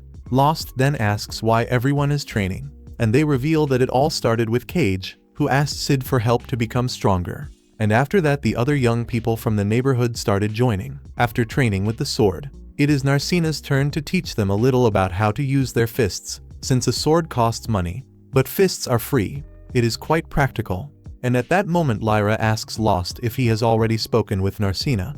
Although she quickly discovers that he has still said nothing, the man is postponing speaking with her as much as possible. But at least it seems that everything returned to normal between them. And in a change of scene we see Hansen meeting with Mitz. He delivers him a letter from the capital, and when he reads it, he notes that the Prime Minister orders that they must not lose sight of Narcina. And then Hansen asks him if the sleeping princess is really important, and Mitz replies if he does not know the story of the evil dragon and the sleeping princess. He replies that he does, and Mitz reveals that it is not a simple fantasy story, since her blue hair indicates that she is one chosen by the gods, and in that world only one person is capable of subduing the evil dragon, and that person is Narcina. Then we see Sid, from the top of a hill, observing something disturbing approaching the city, which were the goblins. It was not one or two, it was a gigantic procession of those unpleasant creatures, and if the goblin slayer were here he would be very happy. But anyway, these guys here were those whom Unrest had paid to eliminate. And now, while everyone was debating the best strategy, Lost, who seems to have a strange natural inclination toward the complicated, proposes facing them head-on, since instead of making a neat strategy to kill them easily, no, he has to make everything more difficult. Go straight at them and let fate decide. That is it.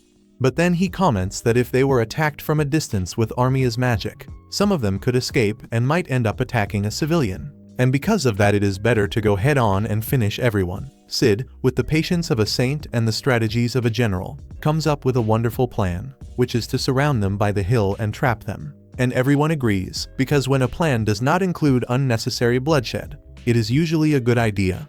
But while going around they see a carriage in the middle of the road, and that brings memories, recollections of when they met, in those days when Lost could only throw himself forward with his sword, hoping not to die. But what really surprises them is that after so many years, they still have not removed that carriage from the road. But anyway, there is not much time for nostalgia, since the goblins are nearby. So the extermination mission begins. Narcina, upon seeing that scene, cannot help remembering. But this time everything was different. The one who before was brave, but useless, was now defeating the goblins with ease. As a reward, they found a large quantity of magic stones. But since life is not easy for anyone, suddenly a great earthquake begins, which shook not only the area where they were, but the entire kingdom. Even Mitsu himself, the owner of the guild, knew that something big was approaching. Our heroes then ran to Mary to make sure that she was well, although they only found a few broken plates, and at that moment a colleague of Marnell arrived with urgent news. The goblins were near the city, but the strange thing is that they should have been eliminated hours earlier, including some hobgoblins. Marnell, as the good adventurer that he is, remembered that this was not an official mission, so no one would deal with them. Even so, his friends decided to fight for the innocent, and working as a team they broke through the ranks of the goblins, until the hobgoblin who led them appeared. Lost then, wanting to form his aura, already managed to cut off the creature's arm. But the goblin began to speak, and he did not speak just any nonsense. He began to chant dark verses about death. This goblin here was extremely buffed. There was no way around it. To make matters worse, the small goblins did not stop repeating like parrots, die, die, die. It looked like Reaper during his ultimate. This was a scene worthy of nightmares, but Lost, demonstrating leadership, remembered the reason they were there, and the reason is to protect the city, and with renewed motivation, they continued fighting. Although they defeated most of them, the hobgoblin continued evolving. Certainly the guy was like a Pokemon with magical steroids, and that would explain why they could speak. But Lost could not believe what he was seeing. As if that were not enough, news arrived of another goblin attack, and this time at another point in the kingdom. Since there were many of them, Sid knew that finishing all of them would basically be impossible. They needed help, and because of that Lost proposed going to the guild to form a team with other adventurers. But when they arrived there, they found a true disaster. And why so much confusion? Basically, the rewards have been ridiculous. They were paying more to defeat these talking goblins than for a phoenix. In addition, Hansen, in a very strange move, was ordered to pay in advance for many of those missions. The result?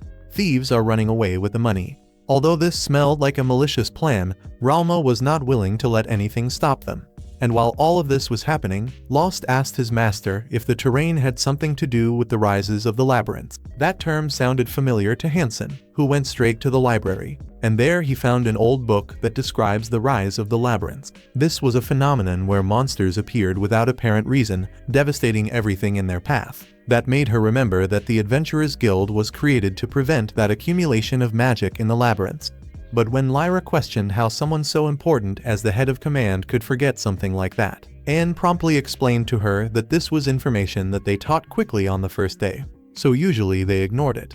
Ralma commented that this made sense, since the last rise occurred 100 years ago, and who could remember something that happened a century earlier, since the employees nowadays basically only think about money. Ralma also comments that, to be honest, 100 years is not that much. After all, in the library of the royal capital, there are records of elders who survived an uprising from a much earlier time. She then wonders who could have read about that in the libraries of her old city. And Lost remembered that this region was known for attracting the largest number of adventurers from all areas. Since being the city where the most monsters appear, this is the region where the most gold flows. But despite the constant elimination of monsters by the adventurers, the accumulation of magic continued to be incredibly strong. And that made everything even stranger than usual. And while they discuss this, the adventurers improvise, placing shelves in the middle of the street. And according to Lost, that can function as a mini wall to protect the civilians, in case the uprising ends up lasting a long time, and the adventurers cannot reach everyone. In the middle of all this, Marnell scolds Kate for trying to face the goblins while being so young. He remembered that in combat he would practically be useless, but that his ability to distribute information and orders could be very useful, and that ended up moving the young people, and they decided to take on the role of informants. And at that moment, Lost remembered his youth. He remembers that he had also started as a simple messenger before wielding a sword. While Marnell tried to protect the younger ones, the group of goblins finally arrived at the entrance of the capital, and the adventurers who were waiting there knew that if they wanted the reward, they would have to defeat them, and they closed the entrance to prevent the goblins from escaping. Then the battle began. Lost is observing everything from a distance, noticing something disturbing. There were even mid-level monsters fighting alongside the goblins. Lost's master, upon noticing that her apprentice was distracted, explained that the goblins had simply arrived because they could, and that if he wanted to help, he should first stop blaming himself for every problem. Since he awakened, Lost had done nothing but try to resolve those invasions, when suddenly a pair of liches appeared in broad daylight, shouting to the monsters to kill as many humans as possible. Sid, analyzing the situation, assumed that that ability must be some kind of mutation, and taking advantage of the lich's distraction, Ralma attacked with her fire magic, gaining some ground. Although the group managed to contain the monsters, the second wave of goblins was already ready to continue the battle. And while all the adventurers were recovering, Ralma was already exhausted and decided to take a break, leaving Sid and Lost as the main active fighters. In the middle of the fight, a stumble caused Sid to lose control, leaving him vulnerable to an enemy attack. But something unexpected began to eliminate the monsters in the area very quickly, and at that moment a sword saint named Ronaldo appeared. He was a prodigy, who also knew Narcina, because in his youth she had trained in swordsmanship. Although he laments that she preferred martial arts, he tells Lost that despite everything, Narcina was a better disciple than he was. And while the group tried to return to the fight, Ralma could not help bothering Ronaldo for his late arrival. Although she tried to throw a fireball at him, it proved completely ineffective. Ronaldo, without wasting time, immediately formed his aura and killed almost all the monsters with a single attack, leaving everyone surprised. For those who did not know him, Ralma briefly explained that Ronaldo was a legendary adventurer, and she was part of his team in her younger years, together with Lost. Meanwhile, Hansen appeared through a magic door looking for Ralma, since he had an urgent message. The guild master wanted her presence immediately. And although Ralma was fascinated by Hansen's door magic, that is an ability that has been lost for more than 300 years, and she agreed to accompany him, and Lost, who was eager to meet this guild master called Mitz, went to accompany her as well, and Hansen invited Narcina to accompany them. And once they were gathered, the magic door vanished. They were teleported to a completely different place. Although a little nervous, Narcina felt safe with the presence of her friends. But her master warned her so that Lost would not do anything reckless, reminding him that not even she could defeat the guild master.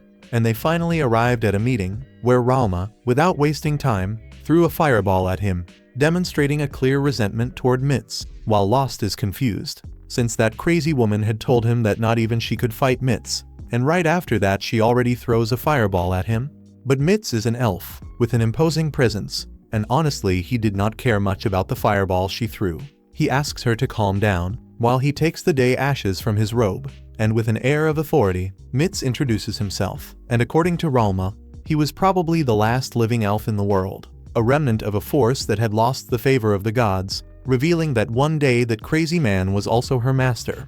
And although the initial tension was evident, little by little it faded, giving way to revelations that promised to change everything they knew about the gods, magic, and the labyrinth. Ralma tells them that the elves are a race with far more talent for magic than humans. Mitz in particular lived for more than 600 years and mastered all its variants, becoming a very powerful mage. At that moment Mitz looks toward Narcina, and she becomes quite nervous, and Ralma asks what he is planning, since sooner or later she will discover what he is plotting. Because he discovered that she was planning something and made her leave. Mitz then ignores her question and tells Hansen that now he can understand why he stopped teaching Ralma. He replies that he can understand perfectly, since that woman has no respect for him at all. And Ralma asks if now that is his new disciple, and Mitz confirms that it is. But he mentions that unfortunately that young man has no magical aptitude at all. Although Hansen intervenes and mentions that although he did not learn magic, he feels very proud of everything he taught him.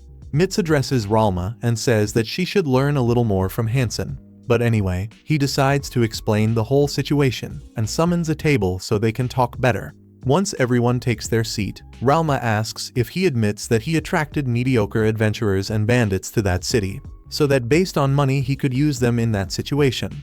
And when they said that everyone should leave the city, it was because they did not want to involve respectable adventurers in that situation, since he probably knew everything that would happen in that place. He replies that he did know, and most people should have noticed the signs or the constant mutations of very powerful monsters that should not be there, besides the increase of magical energy in the labyrinth. And Narcina asks why, if he knew that there would be an uprising, he did not warn everyone. Hansen replies that he does not care about what they are saying, because in any case the uprising was inevitable, besides that it could occur in a day, in a week, or even in years, and it did not make sense to warn about a disaster that he did not even know when it would occur.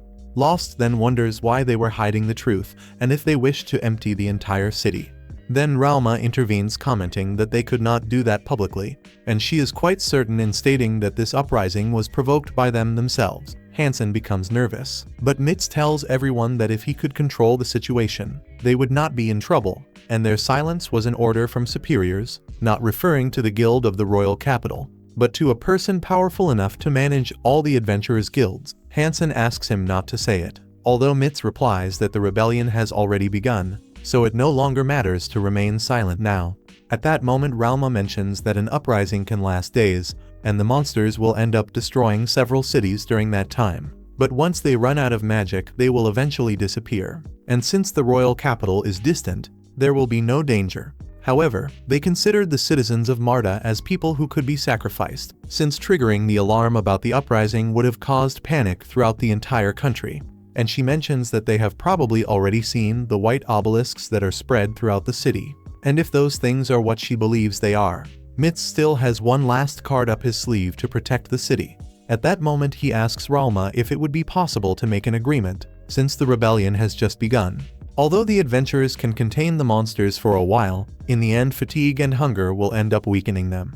But that is where she would come in, since he needs the body that possesses the most magical energy in the entire world. Ralma comments that if he is asking that, it is because he will do something in return, and Hansen says that in exchange they will go to the deepest part of the dungeon to destroy its boss.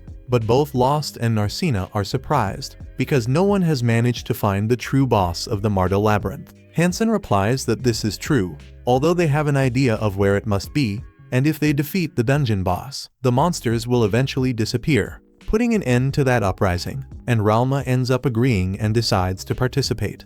On the other side, Ronaldo is there killing monsters, trying to form his aura, while Lyra is teasing Sid, asking why he does not fight like him. Although now there is not much time for play, since a large number of ogres is arriving in the city. At that moment Sid observes the children and asks his master to support his attack. They advance, while on the other side the group finally manages to leave their meeting with Mids, and heads toward a chapel following Hansen's instruction. Before entering, she warns Lost that although they find themselves in the same group, he cannot lower his guard with Mids, and after that she enters the chapel and says farewell to her disciple, while he remains worried about Ralma because of the way she said goodbye. At that moment from the chapel a ray of light emerges, which covers the entire city, creating a force field, and Lost is surprised to see that Marta indeed had a wall, and this is the strongest one possible.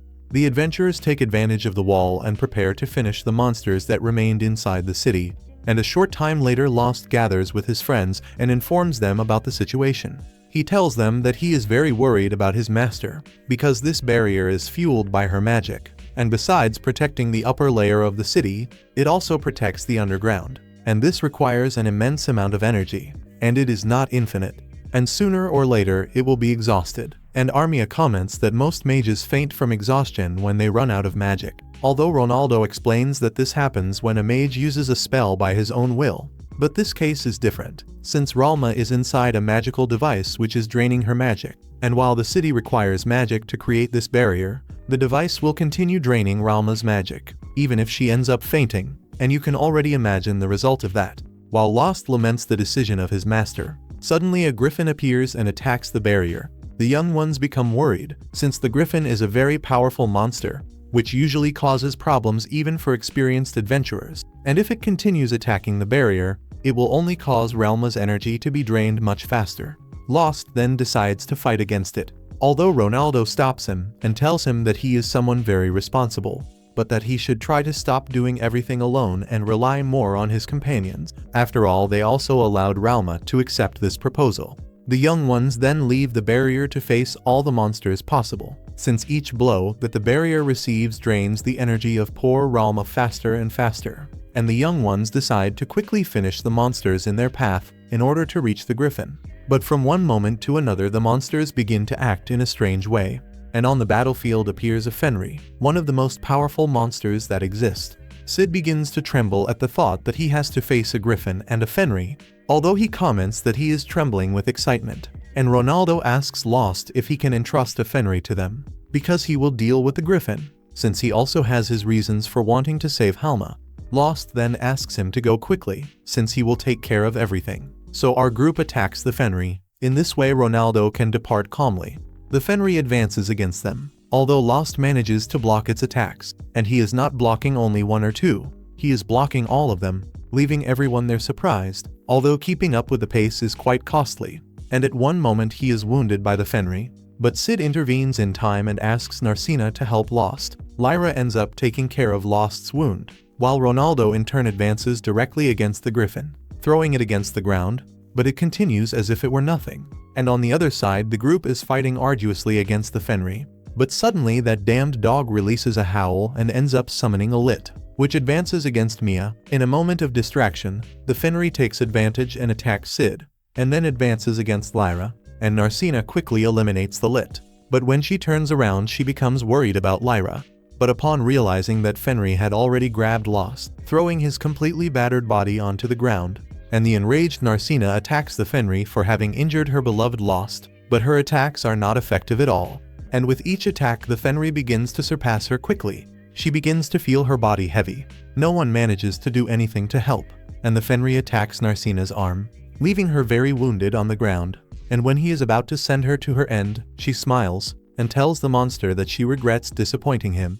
But he did not win this battle, and Lost attacks him quickly, driving his sword in, and thus defeating the Fenry, although Narcina ends up fainting because of exhaustion. Shortly after, they wake up worried about her, and she is surprised to discover that she is still alive, although Ronaldo informs that Lost did not allow her to die so easily, and he shows that he has already gotten rid of the Griffin. However, Ralma will not be completely safe until the guild master defeats the boss of the labyrinth as promised.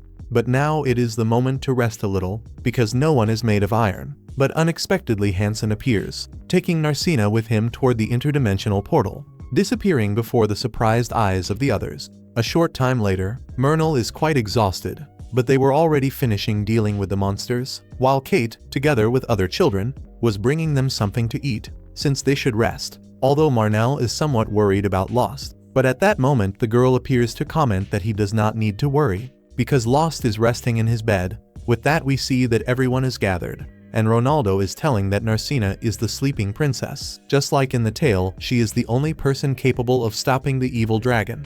The detail is that to achieve that, she has to be consumed by him. And then we see Hansen, who is taking Narcina to Mitz. She, enraged, manages to free herself and attacks Mitz, but he stops her with great ease, and Narcina asks what he intends to do with her. Mitz answers that it will depend on her, and asks if she has ever heard about the evil dragon. Narcina replies that everyone has heard about him, because he appeared 200 years ago and everything became complete chaos, until the legendary hero appeared and defeated him.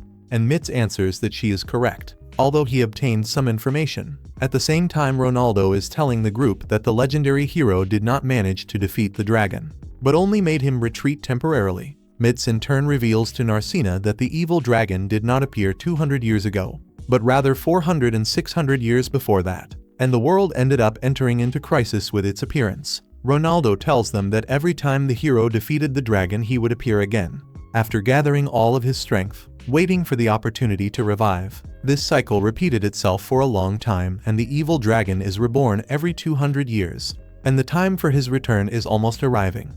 Mitz comments to Narcina that all the recent mutations that have been happening in that area are premonitions of the resurrection of the evil dragon, but specifically in the deepest part of the labyrinth of Mardaz. Narcina becomes worried and asks Mitz where the legendary hero is, because only he can defeat the evil dragon, and Mitz answers that in part that is true, but unfortunately there is no hero at the moment, and regardless of the era, the evil dragon will revive. And with him also a hero must arise, but currently no one has appeared who can be called a hero. But although there is not the option to defeat him, there are still people who can make him sleep.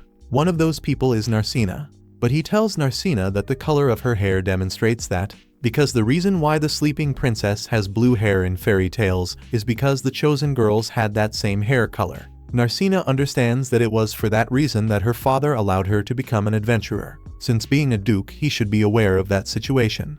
Lost then asks Ronaldo if by any chance Mitz intends to use Narcina to make the evil dragon fall asleep again, although Ronaldo answers that no, since the one who wishes to use the sleeping beauty must be someone much more important. And then we see Mitz mentioning that someone above the guild of the royal capital, an important person in charge of managing all the adventurers' guilds of the country, the prime minister, to whom it only matters how to minimize the collateral damage caused by the evil dragon, is the one who wants to do that with her. But Mia asks Ronaldo if that is really correct, and he answers that it is not, because one thing is to minimize and another is to eliminate it completely. Mia does not understand, although Lost answers that imagining that in that place there were 100 people and only 51 could be saved, it would be acceptable to sacrifice the other 49. And Ronaldo reveals to the boys that the reason why the city does not have walls is because the Prime Minister did not allow it, given that whenever the evil dragon is about to revive, Certainly it is not the elevation of the labyrinth, and according to historical documents there is only one path that leaves the labyrinth, which leads directly to that city. And once the revolt occurs, the monsters will run directly there, and obviously a city without walls would suffer great damage. Mitz comments to Narcina that if a city is destroyed by monsters, from the commoners to the nobles, including the king, they would demand immediate measures, thus granting the prime minister total control of the situation, whether to control the economy or to imprison those who oppose him, everything with the pretext of dealing with the monsters, and Narcina feels indignant. Although Mitz comments that this person believes that the only way to save the world is this, Hansen comments to Narcina that this dragon appears in different ways each time. However, based on the concentration of magic and the level of monster activity, for decades Mardad was pointed out as the next labyrinth where the dragon would be reborn. On the other side, Sid is very upset when he realizes that everyone knew and still had no intention of warning the residents. Although Ronaldo replies that this is what the Prime Minister wants to do, but not Mitz, because it seems that he has other plans, since those pillars that currently serve as a barrier were manufactured without the Prime Minister noticing. Armia asks what will happen to Ralma, and Ronaldo informs that Mitz and Ralma reached an agreement. As long as they manage to defeat the Master of the Labyrinth, they could put an end to the devastation earlier than expected. The detail is what will happen if something goes wrong, because if the danger continues, Ralma will be in serious danger. But if they fail to defeat the boss of the labyrinth, they count on Narcina as a guarantee. And at that moment Lyra comments to Ronaldo that everything that was said is full of certainty, and he replies that in the end only Mitz knows what he truly intends to do.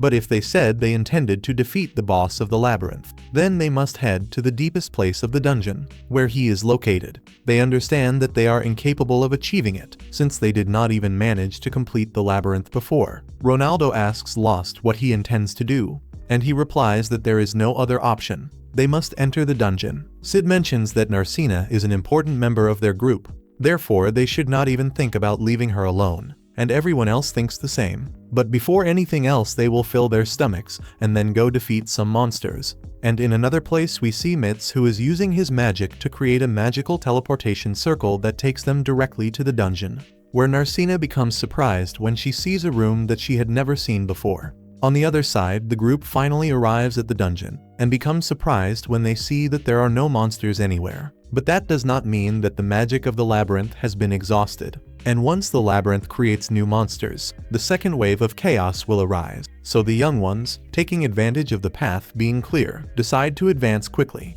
On the other side, Narcina is surprised when she sees an enormous monster, and Mitz informs that that is a Cyclops, leaving her even more surprised, since that is an extremely high-level monster. She asks Mitz what that place is, and he replies that this is the deepest part of the dungeon of Mardaz, and points toward the sanctuary of the Master of the Labyrinth. And Narcina cannot believe it, because no one had ever managed to reach that room. Although Mitz replies that that is only the official story, because in reality the only ones who reached there were Hansen and him, taking advantage of the situation. Now Lost and the group also appear out of nowhere, but they are running desperately, since they ended up encountering an enormous Cyclops. Ronaldo shouts for him not to be reckless, but he runs without thinking about anything. However, surprisingly, Lost ends up getting rid of the Cyclops very quickly, and everyone becomes astonished. After getting rid of the monsters, Mitz asks what he was waiting for, and with a small push, he returns Narcina. Lost asks what he wants, and Mitz replies that he does not agree with what the Prime Minister plans, but Ronaldo criticizes his methods,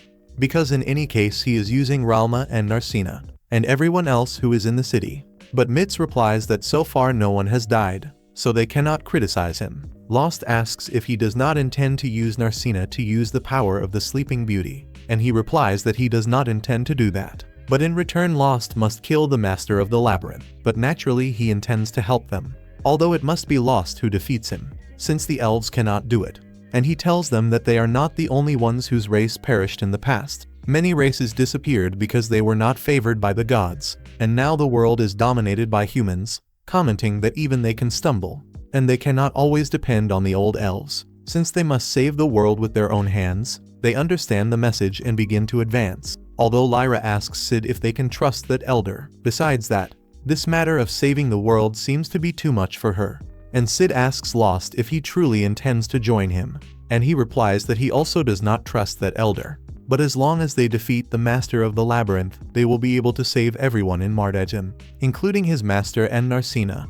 As they advance, Mitz uses his magic, summoning the master of the dungeon. He prepares to attack, but Sirius then attack them with black lightning, although the group manages to avoid it, and Armia uses her magic to try to restrain him, while Sid and Ronaldo attack the creature, managing to cut it, but it becomes enraged, causing a great explosion. Although Narcina takes advantage of the smoke and attacks Siren's head directly, it begins to fall toward Lost, who defeats it with a single strike. And honestly, this is the most foolish dungeon master that I have ever seen. The young ones celebrate victory, although they should not celebrate victory so quickly, because suddenly a black tentacle ends up piercing Hansen. Meanwhile, a voice asks Mythos how many times they have already fought, as if he never learned the lesson. Mythos wonders if that by any chance is the evil dragon, and it tells Mythos that it does not wish to end that man's life, and that it would be preferable if they made an agreement. Mythos asks what they mean, answering that in exchange for that man's life, he should give his body. Hansen refuses and tells the master that his life is nothing compared to the entire world. Mythos comments to the group that certainly if he gives his body, and that he cannot allow, but there is no other way except to sacrifice Hansen. So he thinks that he will do everything possible to seal that hole. But when he is about to seal it, he hesitates, thinking about Hansen, and that gives enough time for the dragon to take his body, turning Master Mythos into his tool, and quickly all mana begins to return to the portal, while the group panics, because if they do nothing, the evil dragon will revive. And at that moment, controlling Mythos's body, it mentions that it is something troublesome, since magical energy is still lacking. And from one moment to another he teleports out of the room, and they begin to run toward Hansen. And although he is defeated, he asks them to simply ignore him and save the guild master, who in turn is in front of the barrier created by Mythos. With his magic he begins to create several vines that cover the entire barrier. The frightened adventurers question what is happening, while Ralma begins to weaken, because the barrier is about to collapse. The young ones leave the dungeon and panic when they see what the evil dragon is doing. He is about to destroy the barrier, but Ralma proves to be stronger than expected, although she did not expect that Mythos would end up being possessed by the cursed evil dragon. And no matter how strong she is, sooner or later she will end up succumbing before the power of the evil dragon, which begins to accumulate the anger, the fear, and the despair of everyone around, to move closer and closer to its resurrection, causing at the same time the second rise of the dungeon. Then we see all the monsters that come out of the labyrinth, and they begin to shout angrily that they want to eliminate all humans. On the other side, they inform Marnell that there are several monsters approaching, and that the second wave that is approaching is stronger than the first. The children ask Marnell what is happening, and she tries to calm them, but it does not go very well, because the situation is uncontrollable, and they continue surrounding the outside, which makes it impossible to leave the village. And the worst part is that they do not know how long the barrier will resist. The monsters attack the barrier incessantly, while Ronaldo worries because he does not know how much longer Ralma will be able to endure. Besides that, it is not as if they have been doing much to help. Lost is healing the wound that the evil dragon caused on Hansen, but since the dragon did not attack him with a physical form, it attacked him with condensed mana, making that wound not easy to heal. But in the middle of the healing, Hansen stops him and asks him to forgive Mitz, because that is his benefactor. He is a dungeon diver just like him, so he should know that among those people there is no place for them. No one shows them kindness, nor does anyone truly need them. They will simply be used and eventually led to their ruin. But Mitz is someone different. He taught him everything that he knows. Although he was a person without power and without value, he still taught him all the ways to survive in that world, and he feels very grateful to Mitz. Although in reality his feelings go beyond gratitude. He sees him as a father, and because of him the evil dragon took his body, since he hesitated to harm the one he considers his son. But in the middle of that conversation, Lost corrects him, and says that Mitz is not the only person who values him in that world, because he also considers him a friend. Hansen thinks the same,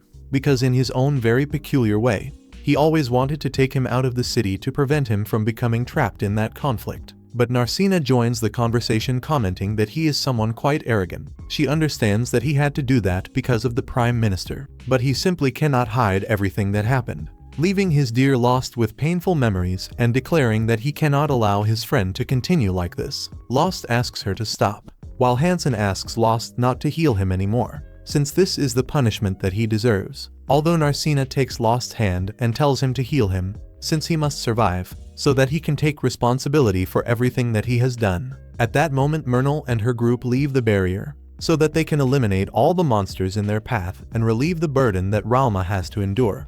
We see Anrast encouraging everyone with the money that they can earn by defeating the monsters, although she makes it clear that that money is not hers, and if they want money they should look for it at the guild, since they already know how everything works. Business is business and friendship is friendship, and survival depends on each one. Then we see that the group is thinking that all of this is part of Mitz's calculations, except for his body being taken by the dragon. Everyone then decides to stay and fight, since if they leave that place the evil dragon will resurrect and destroy everyone anyway, so it is better to remain there. But while everyone begins to prepare themselves, Lost warns Narcina that she must remain in that place. And shortly after we see them starting the attack against the dragon, which is quite irritated since according to him they are insignificant beings. For her part, Narcina remembers that Lost did not allow her to accompany them, since she is the Sleeping Beauty, and the only one who can save them if their plans go wrong. On the other side we see them fighting against the possessed Mitz, who is summoning some branches. They become frightened when they see him, while Lost ends up falling to the ground bleeding, and Narcina tries to move toward him, but she ends up stopping. Remembering Lost's words, Hansen motivates her, saying that if she does not go to him she will end up regretting it. The boys then begin to defeat the monsters in their path, while Narcina with the speed of lightning approaches Lost. She becomes frightened when she sees his miserable condition. Lyra wastes no time in healing his wounds, and unfortunately while all of this happens, the vines and the monsters continue to cause damage to the barrier. Narcina, seeing no other options, decides to use the power of the Sleeping Beauty, and Ronaldo asks if she is certain about using it, because it is true that the Sleeping Beauty can make the evil dragon fall asleep. But in itself this power is not that strong. At most it can only last 10 years, and Narcina is aware that this is not a long time. But it is also not little time. The hero of that world is absent, and she trusts that Lost will be able to find the legendary hero during that time. Then she moves toward the dragon, which upon seeing her becomes surprised, because he cannot resist the desire to devour the Sleeping Beauty. The dragon asks her to move away, but she continues advancing toward what awaits her, although Lost, when he sees that Narcina is about to die, ends up releasing his mysterious power. But he is unable to control that power, and when the dragon sees him he becomes frightened and questions what kind of power that is, since it is not a power that humans should possess, and he does not know if it is some god or something similar. In his mind Mitz mocks him, finding it amusing that the evil dragon also does not know everything, and in an instant Lost attacks Mitz and beats him severely, and the frightened Narcina asks what is happening, but Lost ignores her and continues his actions. Ronaldo panics because he will not be able to return to normal if he continues that way, while Narcina, in tears, asks him to return to being the same Lost as always. In the middle of the chaos she ends up placing herself in the path of the final blow, begging for Lost to recover his consciousness.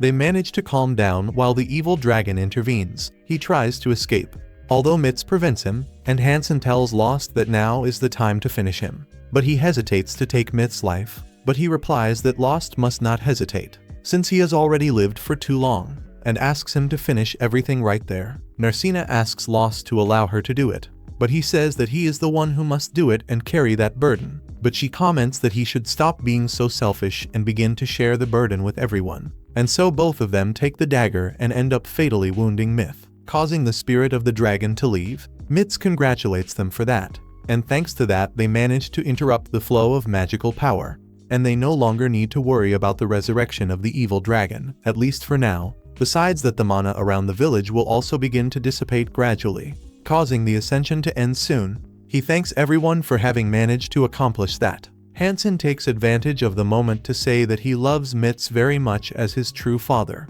A short time later the barrier dissipates and Ronaldo meets with Ralma, where he reminds her that he swore to protect her for the rest of his life. On the other side, the Prime Minister is informed about the death of Mitz and about the fall of the evil dragon, and that Narcina is still alive. But he comments that this man named Lost is very interesting and may be capable of replacing the legendary hero. And now we observe how Hansen informs Anrast that she will be the new guild master, leaving all the adventurers shocked with the news, since that extremely greedy woman will now be in charge of everything. She refuses because she does not feel qualified for that position.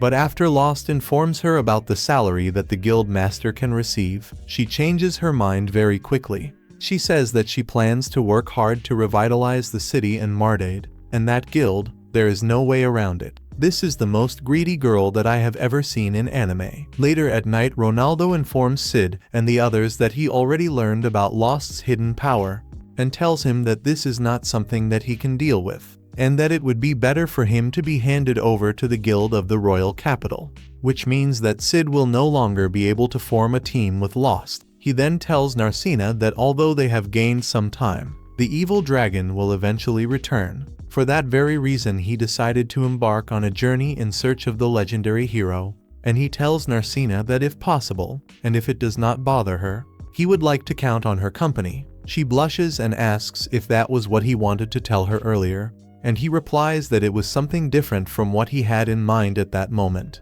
Although Narcina comments that she is there to form a team with him, and she has never changed her opinion. Some time later, they prepare to begin their journey, where the girl and the restaurant owner prepare a basket with food. Although they might wish to depart in silence, everyone in the city knows about their departure, and so they begin their new adventure in search of the legendary hero. While from a distance they say farewell to their friends and their masters, those who know that as long as they continue to be adventurers, one day their paths will cross again.